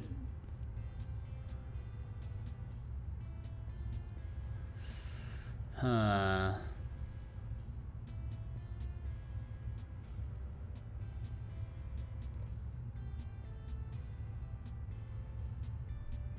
Oh, it's because of, wait, no. Oh, no, it's because of I need the translation adjustments. Ah. No, but no, you don't need the translation adjustment, I think. Wait, yes, no, I don't. Yeah, Do I need the translation adjustment? Hold on, now I'm confused. Default runner trait, yeah. Runner trait is just loading in the duck text scene. That's true. It's very true. So text scenes need to flip their Y value, and then the rotation needs to be like ultra flipped. I don't remember why I did that. This is one of the few, or one of the many trial and error parts of mapping things onto a 3D model. It's always a little tough. Let's hard code this for now. I don't think this will help with the crazy rotation amount that I'm getting. It's also possible that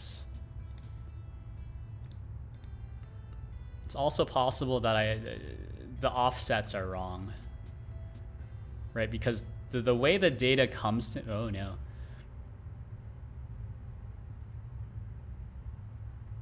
The way the data comes to me is actually not correct. So the face tracker thinks that I'm looking kind of like a down and to my right at all times. So I also need to fix that. So it's kind of correct. You know what? Okay, I need to log a lot more. Okay, so what are you using? So this is puppet traits. Do you have a logger attached to you? You do have a logger attached to you.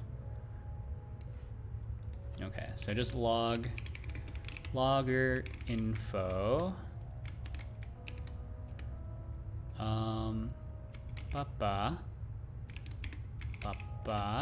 So this is the translation, and then the rotation. tx string rotation. That's fine. All right, run me again. We should now have a pretty good amount of log spam once we start tracking. So open this up. We can now have logs be on the same screen at the same time, and also hidden bonus. Oh, okay, so this thing doesn't update in real time. That's unfortunate. I'll need to fix that.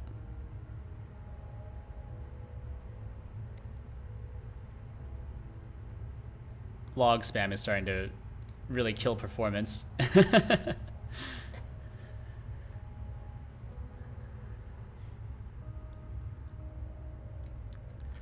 But now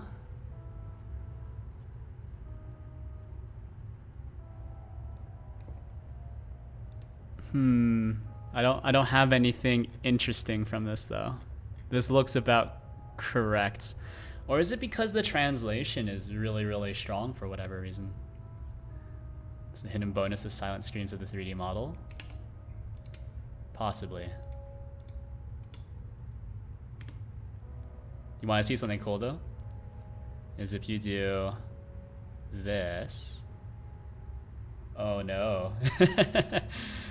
So this is what I was talking about, is that you need to apply an appropriate damping value, otherwise you'll get things like this, Like, this admittedly was very, very difficult for me to figure out because I thought this is just random data.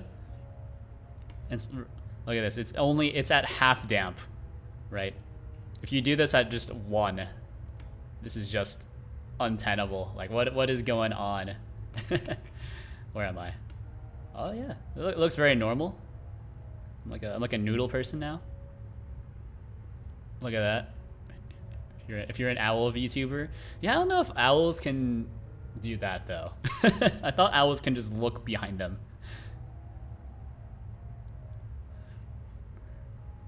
One of these days I'll get my random 3D models that I just have. Because unlike other VTuber programs, oh, we're not using lip sync. Unlike other VTuber programs that require you to, like, you need to run their, like, if you have a generic 3D model, then you need to run it through their converter if you want it to work with their program. Technically, my program will just accept any 3D model and then just try to figure out what the head bone is. So any model that has a rig is technically valid. So, like, I had a tank model that was rigged. I don't know why I rigged it, but that one works. I rigged a seagull model I found on Sketchfab, I think it was called. Is that what it's called? Sketchfab? Sketchfab. Yeah, Sketchfab, yeah. And then just rigged that. Totally worked. It's a bit weird, but you know. Alright, so turn this off again. Yeah, because I don't know what these values are, but I feel like I should. Bring it back to here. Tracking. Actually, don't run me just yet. Well, I mean, I guess you can run me. Run me. We'll keep this open on another screen, or possibly just this screen, because using the in-app logger for this is tough. So I think the rotation is wrong. Oh, yeah. The translation is a bit bad, but that's fine. But I think the rotation looks very, very strong.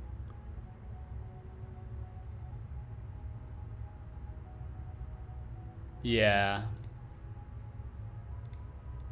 I think something is wrong. I don't even know what formats support armature rigs aside from basic ones like FBX, VRM, and such. Well, yeah, it's pretty much that, right? FBX is kind of the standard for Unity. GLTF, or GLTF and GLB format. So GLTF and GLB are the same format. It's just that GLB is better. But GLTF is easier to edit. But if you can load in a GLTF file, then you can export it as a GLB. So, yeah. Actually, technically, this program does not support FBX files. It must be a GLB. VRM is just a hidden GLB file, by the way. It's the secret sauce.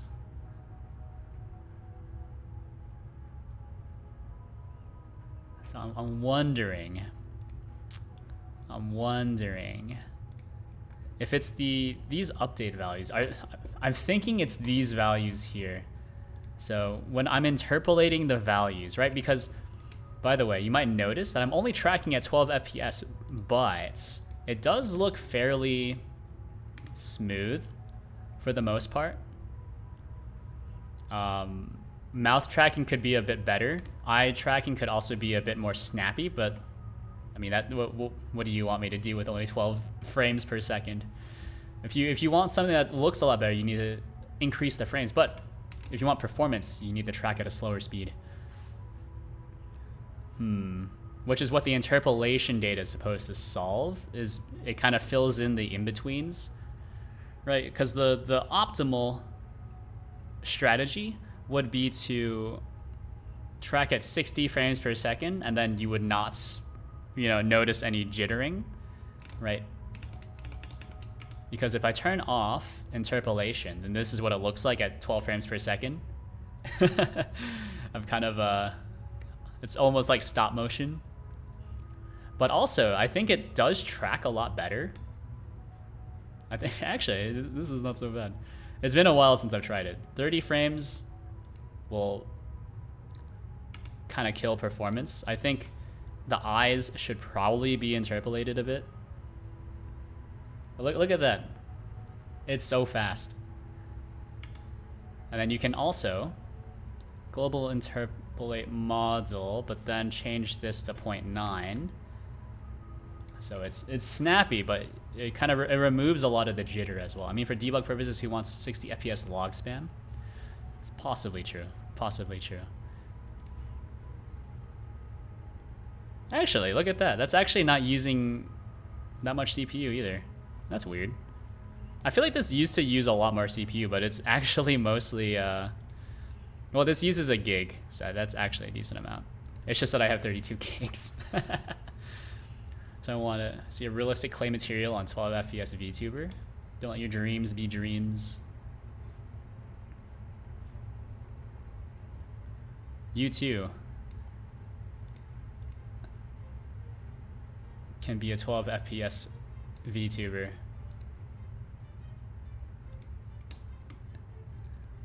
Actually, if you were to just break this down to 6, that's like true stop motion territory, right? It's freaking me out. Look at that. Gumby? Who the heck is Gumby? Gumby? Oh, this is Gumby. Oh, I've seen that. Look at that.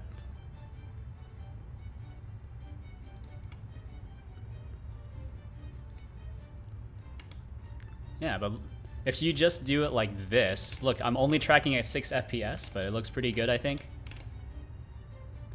Not the most accurate in terms of like mouth or eye movements, and also it's struggling to detect a blink because I blink at super high speeds, at least I like to think so.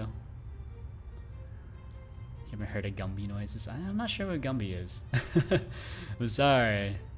Stop motion wasn't really my thing. I watched I've seen a few. You know, I was about to say Annoying Orange, but Annoying Orange is not stop motion. Never mind. Ignore me. Interpolation data. I think there's something wrong with the interpolation data. Almost certainly these things. But what exactly it is, I'm not sure. Because we're listening for these values, yes. These days with the TikToks and no Gumby. I'm sorry. When was Gumby popular? I watched SpongeBob when he first came out, I think. Actually, when does SpongeBob debut? SpongeBob. First episode dates. Sure. Yeah, I watched SpongeBob when he first debuted. I was still alive at that time. Or I was alive by 1999. I am a millennial. Let me see.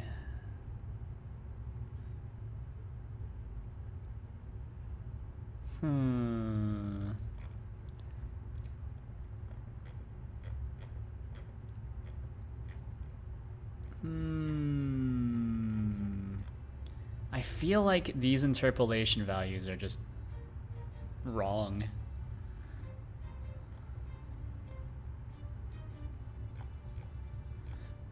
So update values. Should update, yeah, you update the target. Yeah. Also, I'm going to, oh, that's fine, 6 FPS, that's fine. Actually, that's not fine, I'm gonna turn it back up to 12. I think 12 is optimal. 24 is probably the best if you want like good mouth tracking, but since I usually use the duck doesn't have a mouth. It has a beak that doesn't move because it's modeled. I think the duck only has like 30 triangles on it total. That's probably not true. It has under 100 triangles. Almost certainly. Modeled by yours truly. Let's interpolate. So when I call interpolate here using delta, or am I not? Oh, is it because of the fact that I'm interpolating using delta? Because I didn't used to interpolate on delta. I used to interpolate on a just using the physics step, which of course is 1/60, hopefully.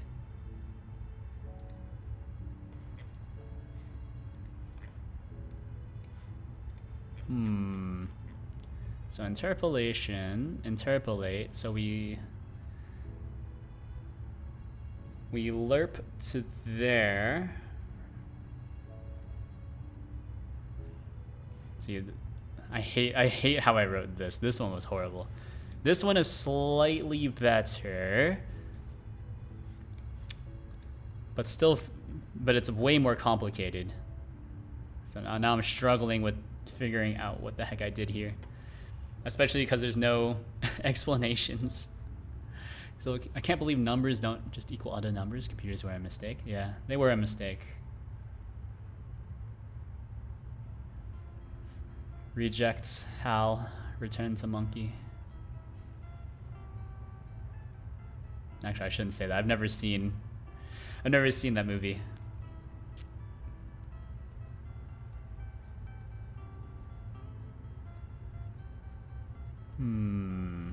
It's something here. It's something with this and how I'm doing this stuff.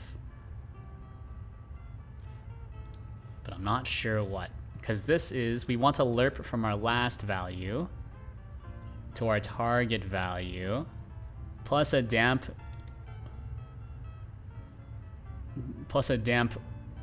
amount along with the interpolation rates. Where the interpolation rate is just the base interpolation rate. But now I'm also using delta. Wait a minute.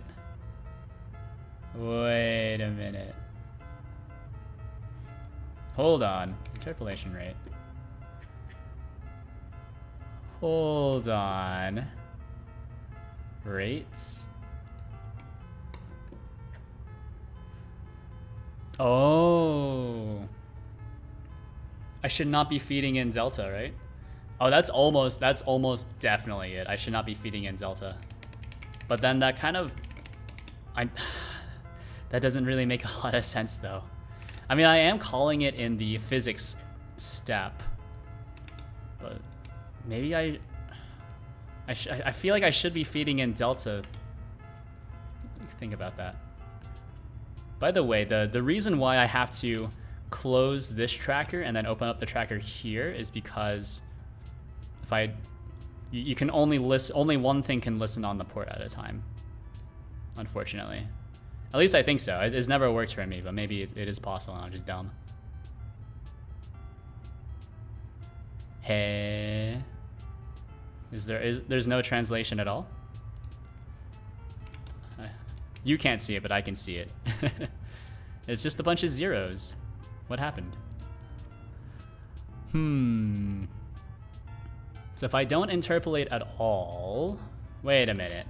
Actually, isn't it because these are all zeros as well? So I go to... Oh yeah, it is because these are all zeros. Okay. Well, welcome to interpolation rate 1. Start this up.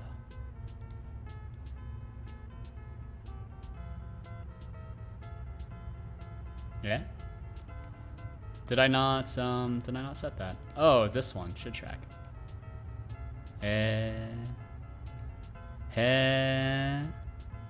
Really? What's different about this now? That's interesting.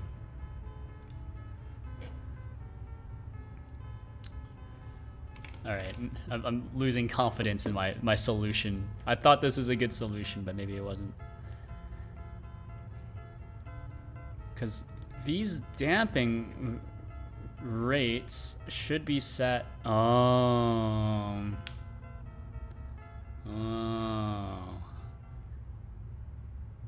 They're not initialized. But no, they are initialized. Here, model config changed. So they should, yeah. Ooh.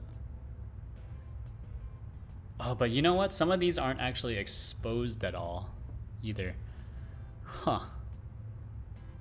But at the very least, they shouldn't have an interpolation rate of 0. Right? So this is our metadata. That's fine. But then we have duck.json. You might be asking me, why are you not?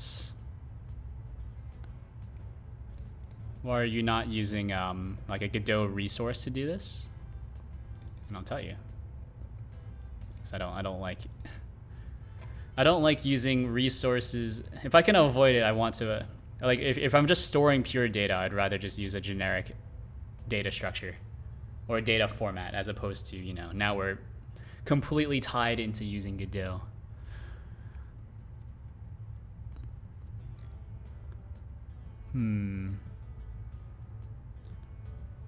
So this looks right. Yeah. And it should be, I am like manually calling this callback as well.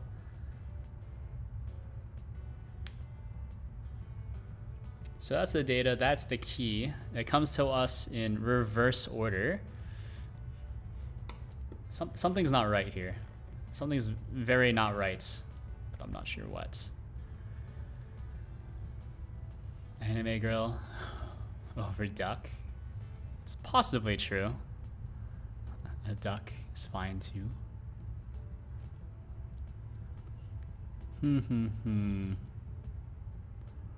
Yeah. I mentioned this before on stream, but like the duck is like the second real 3D model ever made, and it's still like the best one I've ever made as well. The duck is surprisingly long though. You would be very surprised about how long it is. Like I can open it up here, actually. Look at this. Look how long it is. Look how long it is. And also, they kind of, I don't remember why I did this, but I have the root bone just kind of super under it. Usually you would put the root bone like sticking out of its back. But, you know, what's the first one? The first one was like a really bad low poly human. That one no longer exists. It's been yeeted to the depths of time. You can still find it, I think, on my Reddit. In one of my Reddit posts, but it's not very good. So what am I looking for? Interpolation data. Like this stuff should be pretty extensively tested. I thought I tested it pretty well. Is my test wrong? This is not the test. This is just gonna make sure. I thought my tests were pretty good. Run me. Yeah. All tests are green, or at least this test is green. And then all tests should be green in general. Look at that. 294 passing tests. So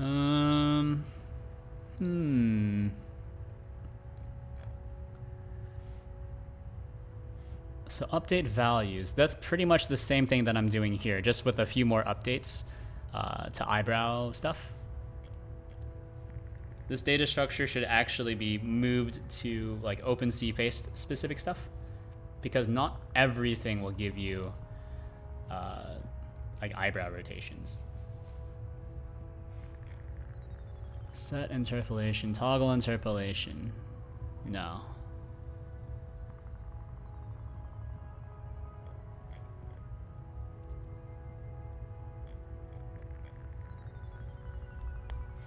Something isn't right here. Something isn't right. So we interpolate. I need to go back over the equation. Something is wrong with my equation.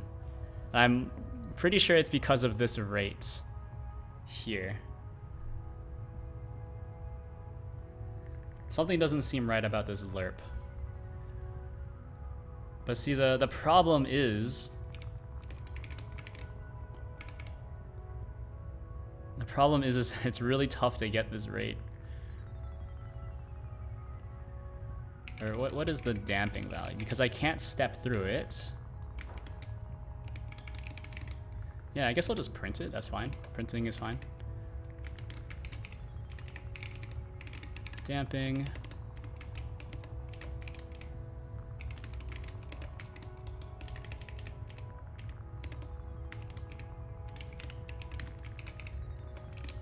You have your rate. Whatever that is. And I'm pretty sure it's one of these two. It's either the damping that's wrong or it's the rate that's wrong. Last value and target value should be correct. It's possible that this damping value, like it's set to 1, so no damp. But then it should be set afterwards. Maybe it's not set afterwards. Oh. Oh. Oh. I think this isn't saved. Oh. I see. So I'm not applying any damp. Oh, but you can see here. Wait. Here, model rotation damp. The rotation damp, which is stored here. Translation damp, rotation damp. So those aren't getting applied. Oh. So if we look for damp values, or they're not, what am I calling them? I didn't call them, I changed the name of them. Because damp is kind of a weird word to say. No, they should be here. Yeah. Is this looking for, oh, it's whole words only. Okay. No, yeah. So we have these damping values, but I'm not actually using them. Okay. But how do I apply this? I could just modify my API here. Not this one. This one. So we no longer use like a built-in damping value. Or maybe these are things that should be exposed. Okay. So model. Looseness. Otherwise known as damping.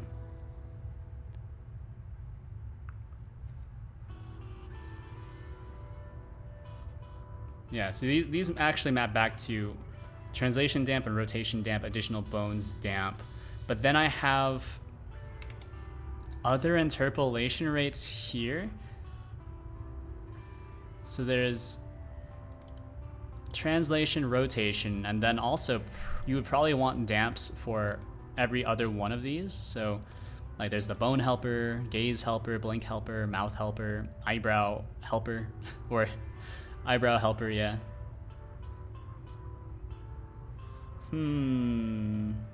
Okay, so I see you, I see. What I need to do, let's go here. So to do, this is not reading from the config. This, more values need to be exposed in the GUI. So each one can be set individually. Yeah, something like that. So again, one of the first things is to basically go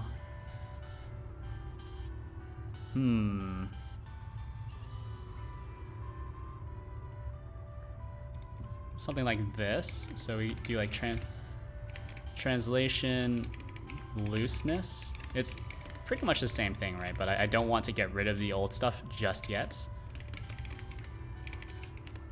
That's not how you spell looseness. Looseness. So these are reasonable defaults for most models. VRM models, you will want to use slightly lower values. For like low poly models like my duck, you'll want to use maybe higher values. But overall, it's not too bad.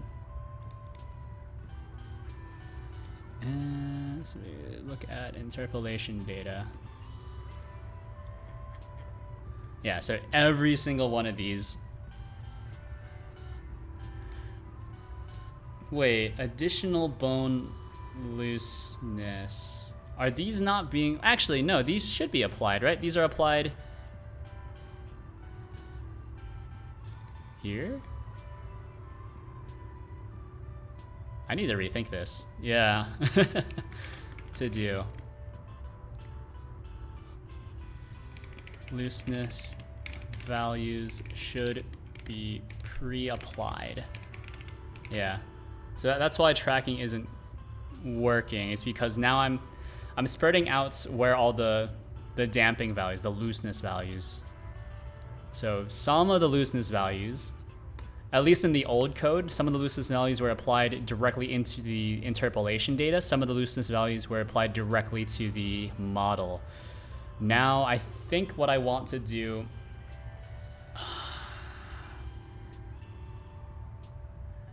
That's actually kind of tough. Because I feel like additional bone damping actually should be separate and applied separately, but then there's like it's an additional damping value, something like that. So we don't have any of these anymore, but this is completely separate. This has nothing to do with interpolation, right? This is just applied to your model as a whole, whereas all of these other values, right? So you'll have gaze. I guess it's like left gaze looseness. I don't know why you would want these to be separate, but I guess you could. I wonder, do I have defaults here? So these are oh, actually, no, these don't get damped at all. Yeah. These are just kind of used raw. Okay.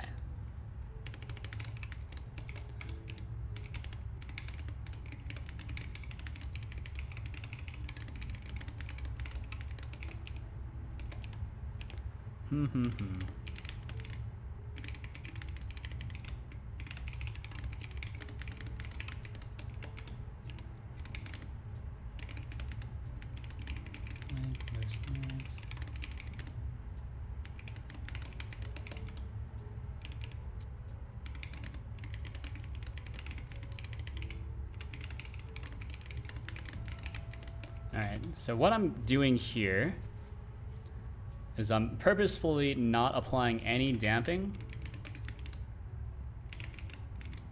to any of the new values, because I think they're pretty good by themselves, but you know, it's really just a matter of exposing data if the user wants that data to be exposed. Yeah. So I have had some requests to expose more data to the user. So it's not hard, right? It's just more stuff to write.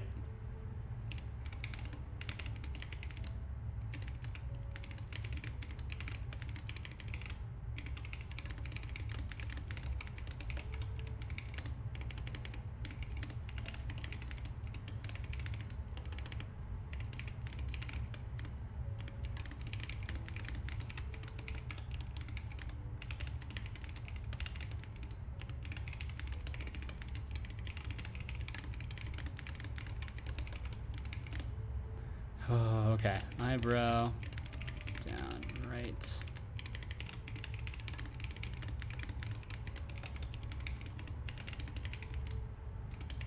work right.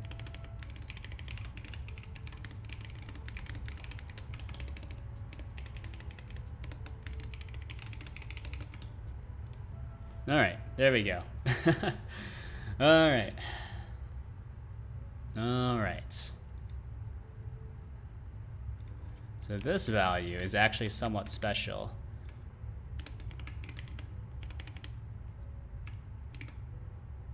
Not applied to any interpolation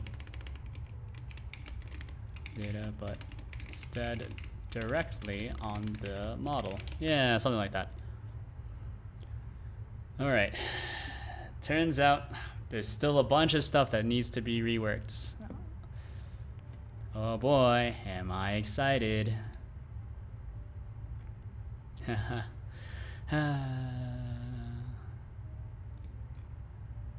Yeah, I think that's gonna be it for me for today, though.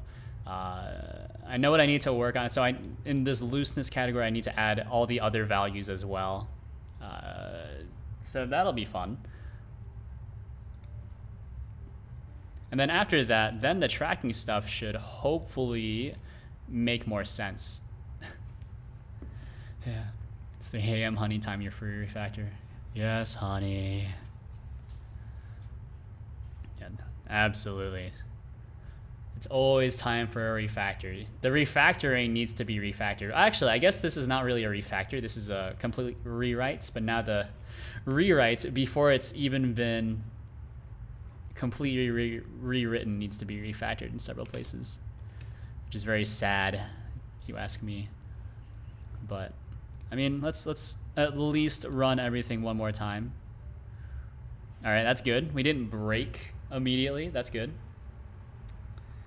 But yeah, thanks for tuning in. If you haven't given the channel a follow, I highly encourage you to do so. I stream Sundays, Tuesdays, and Thursdays from 7 to 10 p.m. Eastern time, and on Wednesdays, which is today, from 9 to 11 p.m. Eastern time. Let me see. Let me see if my bot still works. Oh, look, the container came back online. Oh, baby. So there's my GitHub. You can find that there. You can find all the random projects I like to work on. Most of them are Godot related, but I mean, the bot's code is free and open source as well. That's written in Golang. Also have a few random Rust things on there as well. There's a Discord if you want to, you know, talk about projects or whatnot. Blah, blah, blah. I guess you can also check out my LinkedIn. I don't know why you would want to, though. If you want to see what I really look like, oh baby. It is kind of an old photo, though. So I am like 100% balder. I think also my cheeks are slightly more sunken in because it's been like 4 years since my LinkedIn photo was taken. But yeah. Thanks for tuning in. I will be live tomorrow from 7 to 10 p.m. Eastern time working on this, trying to get it done so I can submit it to the Godot showreel for 2022. But we're pretty close, I think. We're pretty close. This needs to be redone, but I think this is actually kind of neat, right? I'll rework the UI for this. These are global settings. Nothing's available here. Nothing's available here just yet. But it's really starting to come together, I think. Copium. Yeah. Yeah. That's pretty much it. Do I usually say anything else in my spiel? No, not usually. Yeah. No viewers, so no raid. RIP. Yeah. Take it easy. Goodbye.